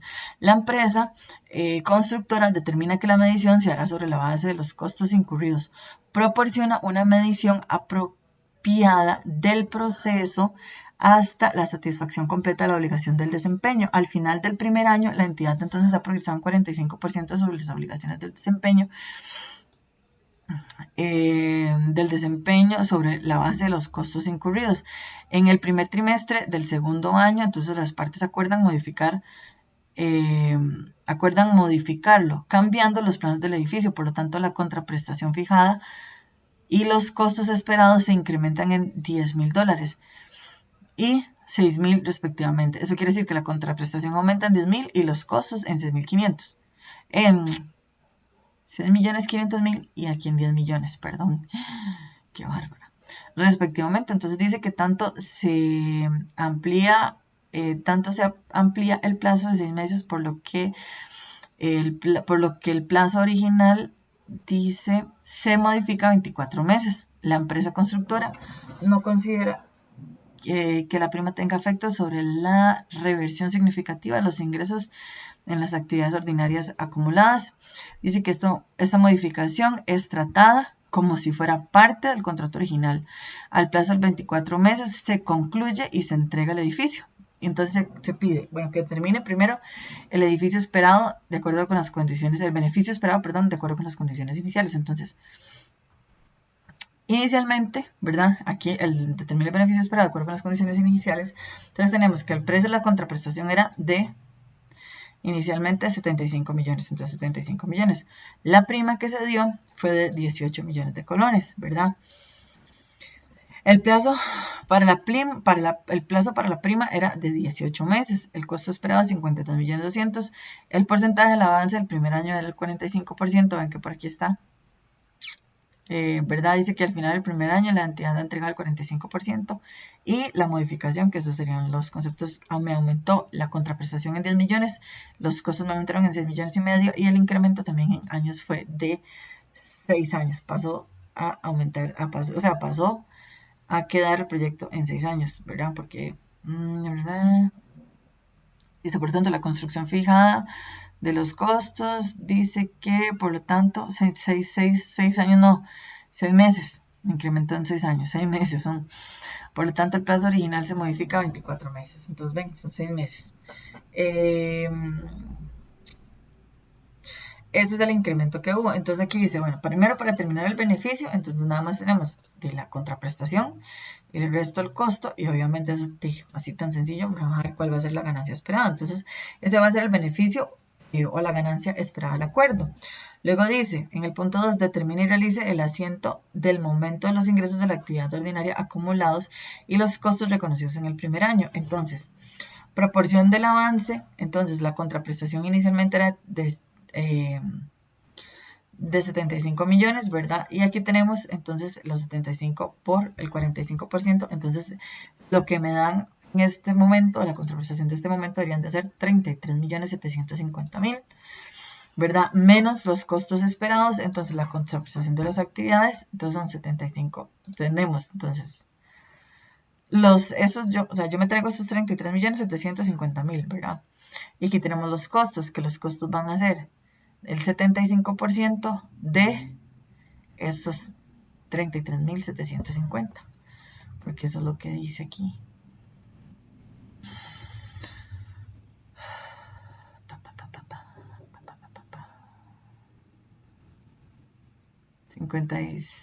Vamos a ver, son 56.250.000.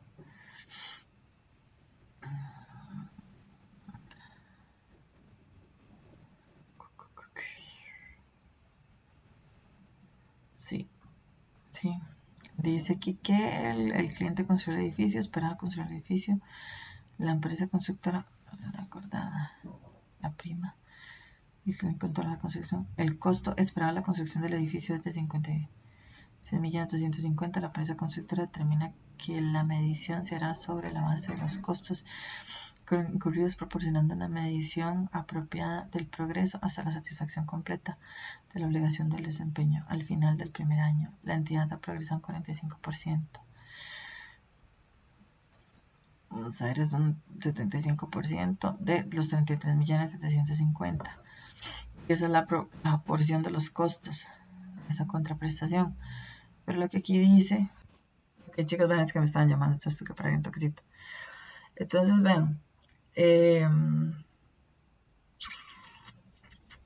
por un día, ya me acordé.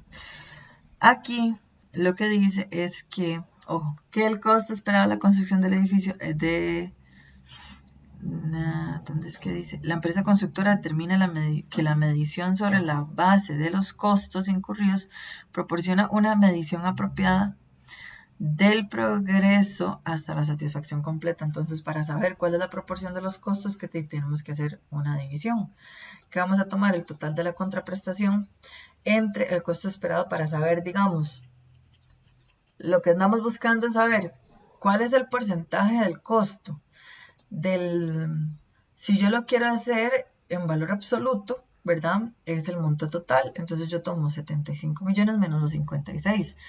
Ese es el absoluto. Pero como es el relativo, entonces hago la división de una vez. El absoluto.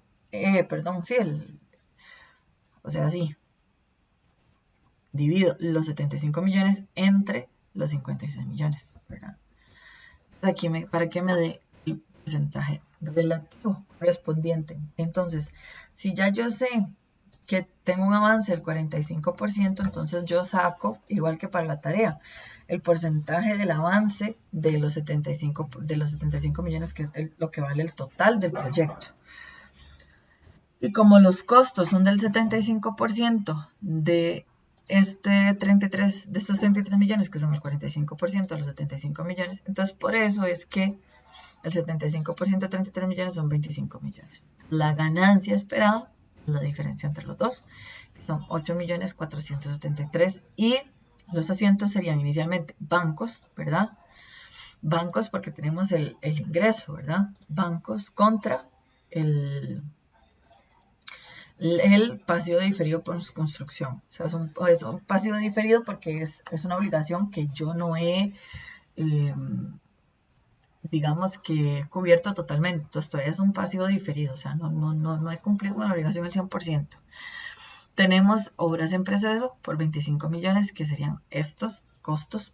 Recuerden que para la tarea yo les expliqué que cuando tenemos un costo vamos a registrarlo como obras en proceso. ¿Contra qué? Contra bancos, ¿verdad? ¿Por qué? Porque yo primero registro el ingreso como tal y después digo, bueno, de este ingreso que tuve, 33 millones por el 45% del avance, entonces tengo que pagar a los proveedores, ¿verdad? Porque esos son los costos, los proveedores. Y si es una empresa constructora, entonces hay que pagar el cemento, tiene que pagar, no sé, planillas, si hizo por contrato, entonces pagar el contrato a los trabajadores, tiene que pagar la arena, tiene que pagar la varilla, tiene que pagar el bloque. Entonces, ¿verdad? Entonces, por eso es que yo registro la salida o la disminución del efectivo. Entonces, horas en proceso, que serían mis costos contra el efectivo. Y luego, otra vez, aquí tenemos la ganancia, ahora sí, como tal, ¿verdad? Del primer avance, como pasivo diferido por construcción, porque no hemos terminado la construcción todavía, contra un ingreso por la actividad ordinaria. El ingreso por actividad ordinaria sería por la ganancia.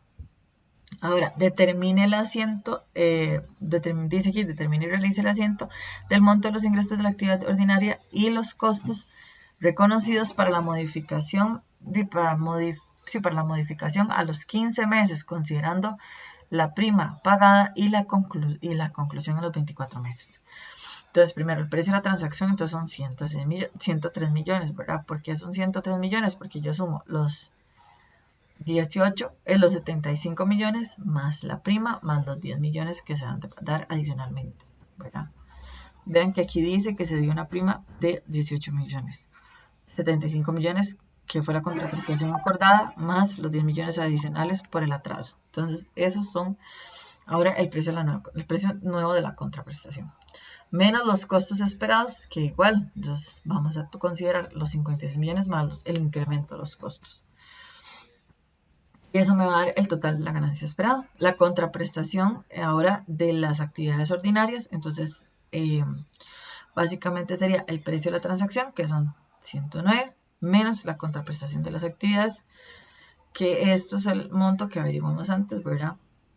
Entonces, en este caso, para saber, digamos, cuánto ahora realmente queda pendiente, ¿verdad? Entonces sería, porque recuerden que aquí estamos trabajando totales, ¿verdad? Pero ya se hizo un adelanto de 33.750.000, entonces ahora sí, bueno, el nuevo dice que ese es el nuevo precio, que el nuevo precio le resto el pagado, entonces aquí me queda el nuevo monto a pagar. Tenemos los costos esperados, entonces sería el costo esperado total, que serían 63.700.000, ¿verdad? Aquí son esos 62. Y digamos el adelanto que hubo de los costos, entonces es el costo que queda pendiente.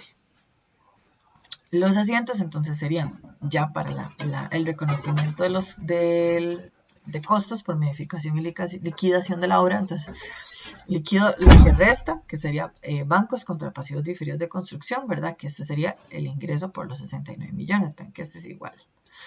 Luego registro las obras en proceso por los 37 millones, que son los costos contra bancos. Es igual al segundo asiento. Entonces, no se enreden. Que yo les explico eso siempre en el examen, se les hace un colocho. Luego dicen, aquí pasivos diferidos de construcción 31 millones contra ingresos de las actividades ordinarias 31 millones. Esto, ¿verdad? Corresponde aquí a la ganancia esperada, o sea, la diferencia. Ahora sí, de lo que me queda por recibir de ingresos más lo que me queda por pagar de costos, bueno, ¿cuál va a ser la ganancia? Entonces 31, 31. Y aquí estos 62 millones, ven que son los costos esperados, entonces pasivo diferido de construcción contra obras en proceso, que son los costos esperados, pero esto sí, porque ese es el monto total, ven que esta es la obra, lo que me va a costar a mí la obra en sí como tal. Y esos serían los 3 asientos. En el ejercicio 3 también es muy parecido. Nada más que aquí dice que una empresa de construcción firma un contrato para construir un edificio en una propiedad del cliente por una contraprestación de 2.230.000 a un plazo de 18 meses. El cliente controla la construcción del edificio. El costo esperado de la construcción del edificio es de 1.449.500. La empresa constructora determina que la medición se hará sobre la base de los costos incurridos. Otra vez igual.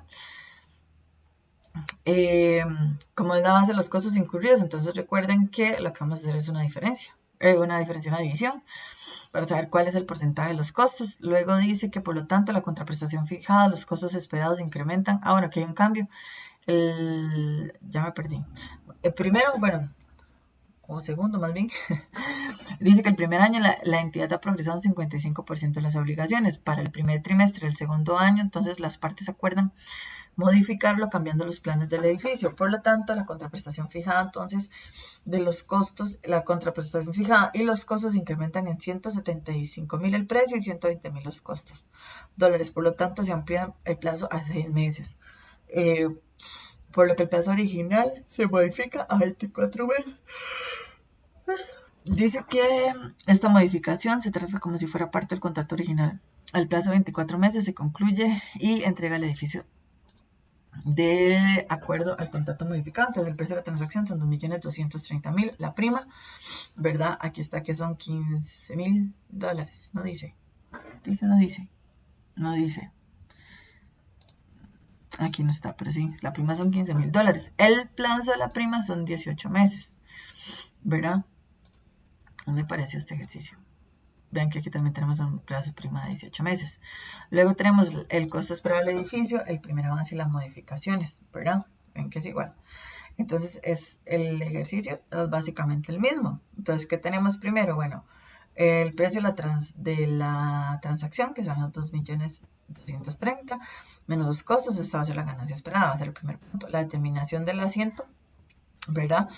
Entonces nada más, aquí lo que tenemos es el precio de la transacción, que son 2 millones, el total, ¿verdad? Les calculo el 55%, entonces aquí me da el porcentaje del avance, lo que yo voy a recibir como ingresos, ¿verdad?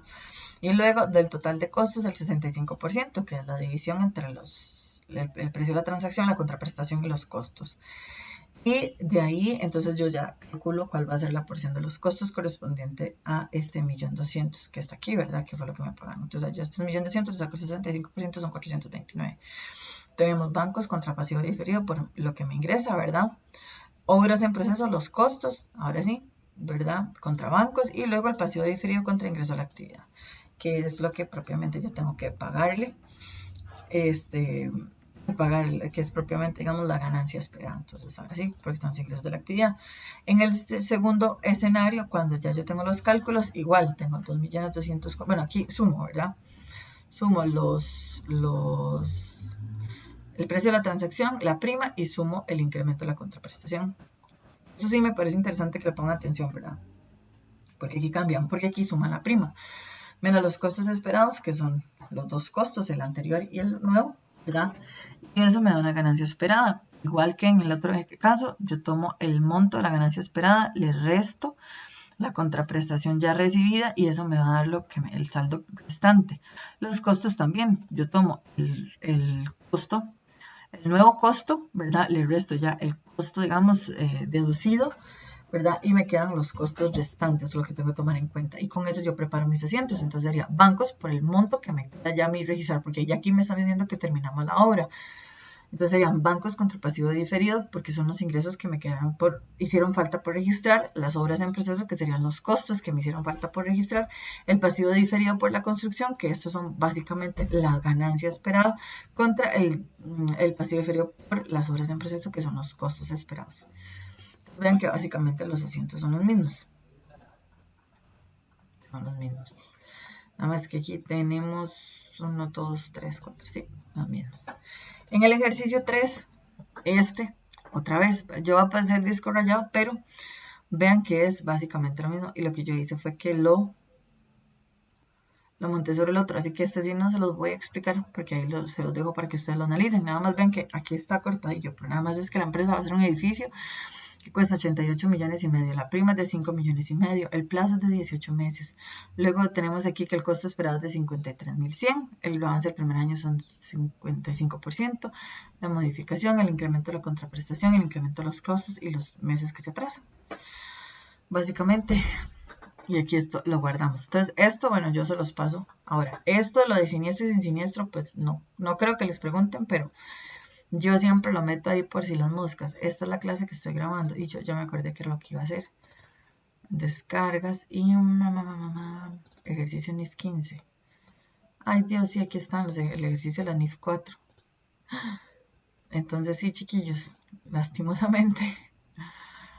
Sí. Eso fue lo que ustedes me pasaron ayer en la noche. estos fueron los que me pasaron, que yo los descargué para tenerlos ahí.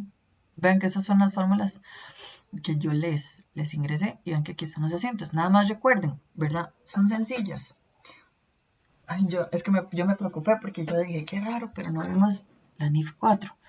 Pero si ustedes me pasaron esto, ven qué chanchos que son. NIF 4 y NIF 15 es porque muy probablemente si se los van a preguntar. NIF 4, los que me interesan ver, vamos a ver, porque este es el del otro que es larguísimo, con y sin siniestro. Asegurar una maquinaria, 700.000, 3 millones de medio. Ah, bueno, ven, este es el de ese que yo les enseñé, el de los 14 millones y medio. Ahí está, pero ya se los expliqué. Luego aquí está el de los 18 millones y el de los 56. Y el 45% de sus obligaciones, ahí está. También se los acabo de explicar. Ellos están haciendo esto, chicos, están haciendo cosas de esto. Están sacando cosas de aquí, resumen de los cálculos. Sí, ellos están sacando cosas de acá. Entonces, ven, yo estaba estresada porque yo dije, la sangre de Cristo, no he visto con ellos esto. Cerrar pestaña. Y bueno, pues ya, sin saber, ya los vimos. Y el otro, compilado. Ah, no, ese es el de los ejercicios de la NIF 15. Ok. Ah, bueno, vean, antes de terminar, ¿qué dice el documento? Los cerré, qué bárbara. Aquí está, la base de datos. La contabilidad especiales, primer examen, tutoriales, aquí está.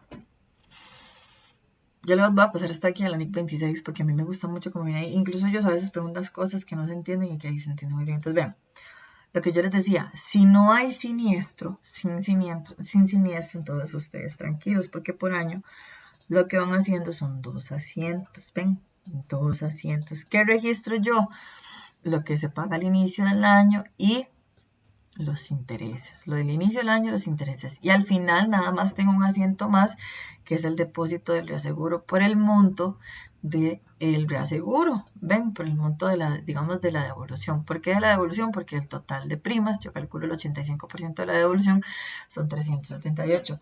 Si yo tengo con siniestro, yo tengo que registrar varios asientos. Y esto, o sea, esto es de que ustedes se sienten y este Excel lo agarren y casi que lo llenen solos, porque si les sale esto, y yo no, o sea, no tengo cómo hacérselos a todos, pues, jamás. Pero sí, vean que el primer año, cuando no pasa nada, yo hago los 2 mismos asientos que en el caso de sin siniestro. Y después, lo que les decía, este asiento, el del registro, digamos, de la, ¿en qué color los pongo? Ahí. El del registro, digamos, del pago del reaseguro. Y el asiento de los intereses lo vamos a tener. Después, ¿cuál es el otro asiento? El de los... Ahí. Este es el del componente financiero, para hablarlo de forma clara. El componente financiero, llámese tabla 1, ¿verdad? Ven, este es el componente financiero. Luego tenemos el de los intereses de la segunda tabla, ¿verdad? Por el monto que tuvimos que pedir prestado. Ven, y después tenemos el monto que pedimos, ¿verdad? Entonces, porque aquí en este año es el primer monto que pedimos. Aquí son vamos a ver qué color le ponemos. Más colores. Últimamente ese rosado me persigue. Entonces aquí tenemos que registrar las primas, ¿verdad? El pago, ven, aquí está la prima y el depósito del reaseguro. Registramos, no vamos a registrar el monto solicitado del crédito como tal, lo ven, no vamos a registrar estamos por pagar, o sea, el monto que requerimos ese año, que es el monto de los desembolsos de la prima adicional, que son estos, ¿verdad? Entonces, y después de eso tenemos aquí los intereses del componente financiero, que es el primer cuadro, y después los intereses del último cuadro. Ven, y así van sucesivamente. Entonces eso es un poco ahí más sencillo de ver, pero sí, esto me costó montarlo, que ustedes no tienen idea de la sentada con esto. Entonces, pero bueno, aquí está, y estos fueron ejercicios de un examen. y ya ahora, bueno, los tienen ahí como prácticas. Entonces ahora sí me preocupé. Mejor sí, revisen esto muy bien. Y esto básicamente es lo mismo, ¿verdad? Si ustedes revisan, es prácticamente lo mismo. Lo único que cambian es el interés y los montos, pero es prácticamente lo mismo. Pero yo igual se los monté para que ustedes lo tengan porque si me interesa. Eso con respecto a eso. Y vamos a ver qué otra cosa les iba a decir. Esto. El caso práctico del nuevo enfoque para el reconocimiento de los ingresos. ¿Cuántos son 6 páginas?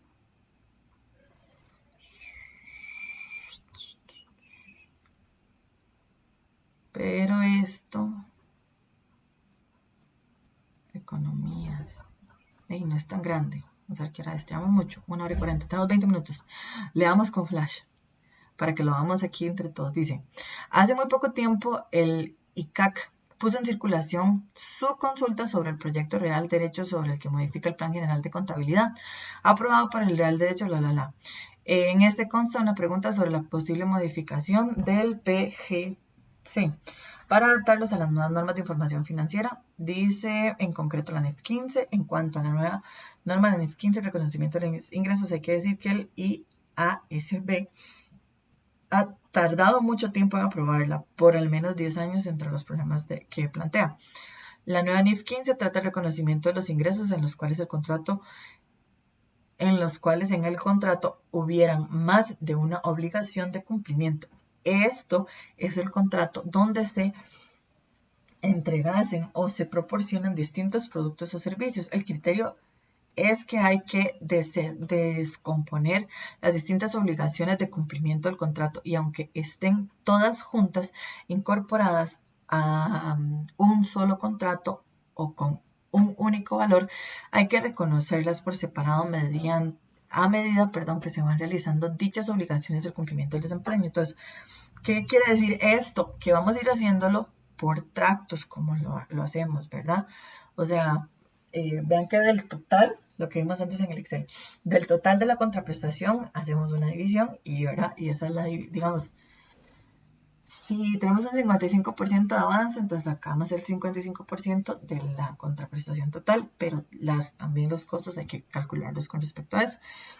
Las obligaciones de cumplimiento dice para lo cual hay que establecer la variación de las mismas de forma proporcional a su valor razonable si se prestasen de forma independiente. Dice que afectará fundamentalmente al sector de las comunicaciones, ventas con garantías, fidelización de clientes con valores de descuento y etcétera. La NIF 15 establece una serie de pasos que tenemos que tener en cuenta. Entonces ven, estos pasos, los 5 pasos son los que les dejé en el Excel. Identificar el contrato del cliente, identificar que existen varias obligaciones, la determinación del precio de la transacción o la contraprestación, asignar el precio a cada una de las obligaciones de desempeño y se reconocen los ingresos a medida que se satisfacen cada una. Pueden copiar estas y pegarlas y les preguntarán en el examen. La consulta versa sobre la empresa dedicada a la venta de reactivos que cede gratuitamente instrumentos instrumentos de análisis clínicos a centros sanitarios por un periodo de tiempo determinado a cambio del compromiso contractual por parte de los citados centros de adquirir los reactivos con los que se realizan los análisis del acuerdo a cada uno de los establecidos. Mínimos establecidos según se manifiesta el consultante. Se entiende que con la venta de los reactivos se compensa el coste de la cesión de los instrumentos y adicionalmente si no se llega a un consumo mínimo, los aparatos deben ser retirados antes del periodo convenio de cesión. Al finalizar el contrato se suele tener una duración de 3 años. La empresa recuerda la posesión de los instrumentos ofreciéndole al centro sanitario una administración. El valor del mercado de los apartados al término del contrato de cesión es significativo. Es que yo creo que, vamos a ver, según lo descrito en la consulta, la empresa cede los bienes de inmovilizado material a sus clientes a cambio del consumo de productos cuya entrega constituye la actividad ordinaria de la empresa por un periodo del tiempo determinado que puede reducirse en la función del cumplimiento de determinados niveles de consumo. Por lo tanto, al analizar las obligaciones, se asume que la empresa con sus clientes cabría considerar que existen dos entregas, las obligaciones de cumplimiento, los activos cedidos y los bienes a vender al futuro. Si ellos están haciendo una cesión, digamos, ellos les ceden a las empresas a cambio de que las empresas también les compren, en cuyo caso habría que asignar el importe de la contraprestación recibida, el valor el valor en proporción razonable relativo a los elementos entregados y reconocer los respectivos ingresos de acuerdo con la norma de ingresos y valoración aplicables. Es decir, cabría incluir en el contrato que se ha firmado además la venta de bienes existentes y un arrendamiento operativo implícito, sí, porque es un arrendamiento, estamos hablando aquí que hay un arrendamiento operativo implícito porque no se dice explícitamente, o sea, no se dice, ¿verdad?, que se está haciendo un arrendamiento, pero las condiciones del trato es como que yo le doy pero se me da, entonces está implícito. Y la contraprestación recibida retribuye ambos componentes de acuerdo con la venta de reactivos de dicho arrendamiento. De acuerdo con esta clasificación se procederá al reconocimiento de dos tipos de ingresos en proporción de su valor relativo, siempre y cuando la consultante pudiera asignarle de forma razonable separado de la cesión de los equipos. Si posteriormente los aparatos se venden al cliente, la consultante deberá aplicar el criterio recogido en el apartado 24 de la norma cuarta, bla, bla, bla. En consecuencia, queremos resaltar la conclusión de, digamos que se aclara la consistencia de los contenidos de la NIF 15 a aplicar. Entonces aquí está, lo que a nosotros nos compete, que sería, en consecuencia y en respuesta a la duda planteada, si dichos contratos contienen de manera implícita varios acuerdos y obligaciones de cumplimiento a ejecutar en diferentes momentos, la empresa deberá asignar el importe de la contraprestación recibida en proporción al valor razonable relativo de las citadas obligaciones y reconocer el correspondiente pasivo en la medida que el acuerdo con las normas de registro y valoración aplicables en la entrega de bienes y prestación de servicios no se hubiera cumplido los requisitos para contabilizar el correspondiente ingreso. Para ello, si el vencimiento de la obligación y el cumplimiento diferido es igual o inferior al año y efecto financiero no hubiese significado en la valoración del pasivo, no será necesario llevar a cabo ningún tipo de descuento. Dice que se puede decir también que en esta línea se encuentra ya la actual redacción del PGC, pues la norma, pues dice pues en su norma de registro y valoración, ingresos de ventas y prestaciones de servicios indica con el fin de contabilizar los ingresos tendido al fondo económico de las operaciones, se puede corregir, bla, bla, bla. Dice que también, bueno, que está, eso tampoco se dice, también tener en cuenta las probabilidades de que en esta misma línea se indica que la nueva NIF 15, entonces dice, en nuestra opinión, todo esto proporciona un mayor volumen de estimación y una mayor subjetividad en la misma, una mayor complejidad de los cálculos y no se prevén efectos significativos en buena parte de los sectores tradicionales y pymes, si bien difieren sustancialmente en la norma física y puede provocar cambios importantes en algunos sectores. Veamos el caso práctico. Una empresa dedicada a la venta de reactivos cede gratuitamente instrumentos de análisis clínicos a centros sanitarios. Contractualmente, vamos a ver, a centros por un periodo de 3 años a cambio del permiso contractualmente por parte de los citados centros por parte de los citados centros de adquirir los reactivos con los que se realiza el análisis de acuerdo con, ven, aquí está el resumen de lo que me lo leí todo para que aquí está el resumen. Posteriormente la venta de los reactivos se compensará con el coste de la cesión de los instrumentos y adicionalmente si no llega a un consumo mínimo los apartados pueden ser retirados antes del periodo de convenida cesión. El valor de los instrumentos de análisis clínicos cedidos en la contabilidad de la empresa asciende a 400.000 euros. Se puede asignar en el mercado el valor arrendatario por 50.000 euros anuales. Año 1, 200.000. Se realizan las siguientes ventas: 200.000, 150 y 300.000. Solución. Dice el estudio del contrato del cliente, se identifica la obligación de desempeño, se determina el precio de la transacción y se asigna un precio para cada obligación y además se reconocen los ingresos de media satisfacción.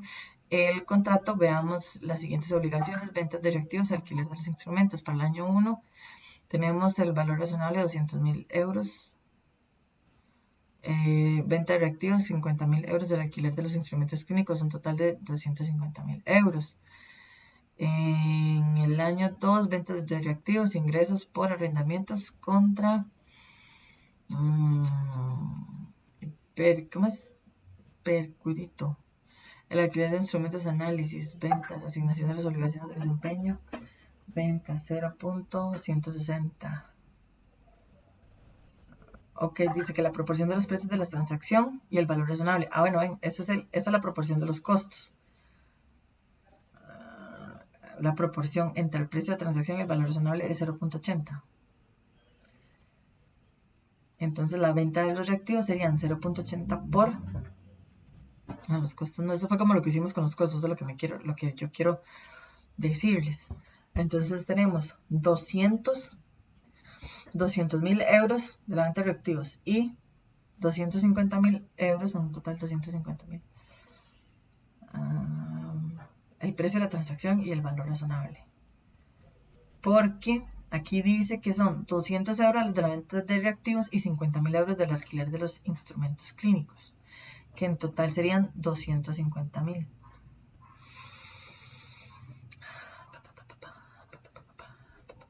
Ven, aquí está. Se puede asignar en el mercado un valor de arrendamiento de sus activos. Vean, hasta el momento lo que estoy entendiendo yo de esto es 1, ¿verdad? Lo que están queriendo decir es que en este caso, ¿verdad? No estamos hablando de que se está haciendo una construcción o que se está construyendo una máquina como tal, ¿verdad? Para meterla dentro del tratamiento de las NIF 15, sino que se está dando a entender que este tipo de negocios, por ejemplo, que yo cedo un activo para la utilización de la empresa a cambio de que me compre algo, por ejemplo, yo creo que esta gente de Sensación hace eso. Sí se llaman esos helados, los helados estos de Sensación. Esa gente le da a los clientes los congeladores para que los clientes utilicen, les compren helado. Entonces resulta que eso, digamos que ese préstamo se puede hacer una estimación a valor razonable, ¿verdad? Que sería el valor del arrendamiento. Entonces, aquí dice que esta empresa lo que hace son medicamentos, le presta a los centros médicos la maquinaria, digamos, o el instrumento, y ellos le venden, o a cambio de que le compren a ellos los medicamentos, ¿verdad? O la empresa farmacéutica le vende a los hospitales los medicamentos. En el año 1 vendió 200.000 euros en medicamentos, en el año 2, 150, en el año 3, 300.000, pero dice que el valor razonable del mercado, el arrendamiento de los activos es de 50.000. Entonces, por eso aquí en la solución se dice, bueno, que en primer lugar se cumplen con todos los puntos para la aplicación de la NIF 15, ¿verdad? Y en el segundo punto se dice que, entonces aquí tenemos el precio de la transacción es de 200.000, ¿verdad?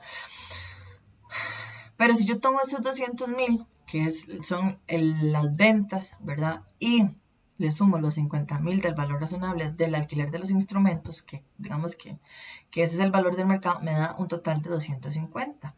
Entonces aquí lo que está diciendo es que el porcentaje entre el precio de la transacción y su valor razonable es del 0.80. ¿Verdad? 0.80 o ustedes hacen la división, ¿verdad? Lo multiplican por 100 para que les den porcentaje. Entonces, las ventas de reactivos en realidad fueron para yo conocer, a ver, para yo poder tener esta venta, para explicárselo de todas formas, sino para que lo entiendan, para yo poder tener esta venta de 200.000 euros, yo tuve que dar 500.000, 50.000 euros, digamos, en alquiler que perdí, por así decirlo, o eso me costó. Entonces yo por eso tomo estos 200.000 euros y a estos 200.000 euros los divido entre los 250 para conocer cuál es el porcentaje. Fue como lo que hicimos aquí. Ahora aquí no está, bueno, en Excel. Entonces lo multiplicamos, ese porcentaje lo multiplicamos por lo que yo tuve de ingresos, por las ventas. ¿Para qué? Para ahora sí saber cuál van a ser mis ingresos de esas actividades. Y también se lo aplico a los costos para ya tener aquí, bueno, que sean los costos por 40.000. Entonces, por eso, ¿verdad? Es que aquí dice que tenemos las ventas de radioactivos por 160, ¿verdad? Y los ingresos por arrendamiento serían por 40.000, ¿verdad? Y repercutido dice 42.000, pero este sí no vienen aquí. Al final son 242. 6, 4, 42. ¿Dónde están estos 42? clientes. Repercutido 42. ¿Dónde están esos 42? ¿De dónde salen? ¿Esos eran los ingresos? Ingresos por arrendamientos 40.000. Ajá, aquí está. Lo que eso quiere decir es que sí, los 50.000 del valor razonable, digamos, del alquiler, lo multiplico por 0.80 y me dan los 42. Una vez que aquí dejo de los 200 a 60 son... Uy. De 2 a 6 son 4. 40, pero ¿dónde están los 2.000? Ajá.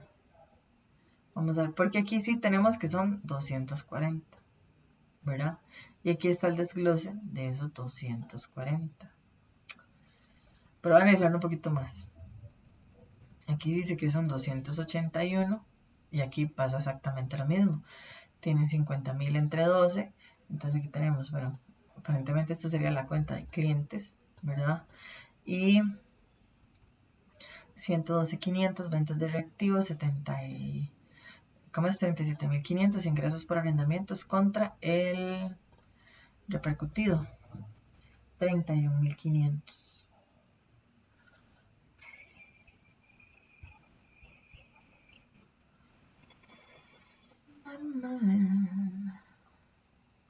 Y aquí también. Y eso sería todo. Pero esto, yo voy a analizar esto un poquito más porque ¿cuánto me queda el video? En 1 hora 55. Voy a analizar esto un poquito más porque lo único que me tiene con duda es de dónde salen estos 42.000.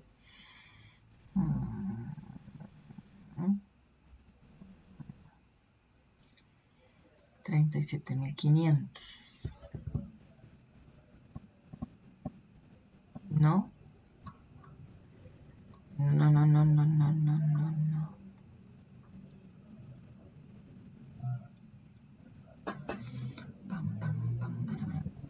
42. Dice que por 200 y por 50. 250 por el 0.8. Es el único monto que nos está multiplicando por el 0.80. 2, 5, 1, 2, 3, 4 por el 0.8.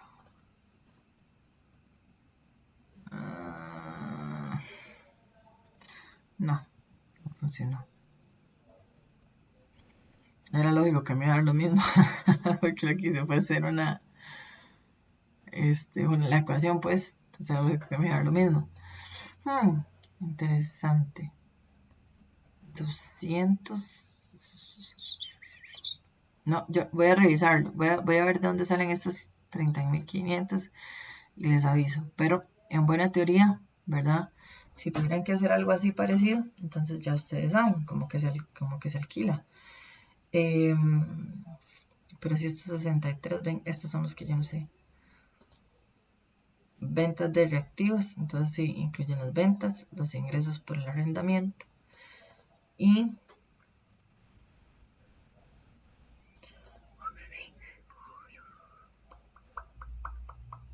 bueno, voy a dejarlo así. Cualquier cosa yo les aviso ahí cómo fue que lo hice. Más bien, muchísimas gracias, chicos. Y de no, espero que les vaya súper bien el examen.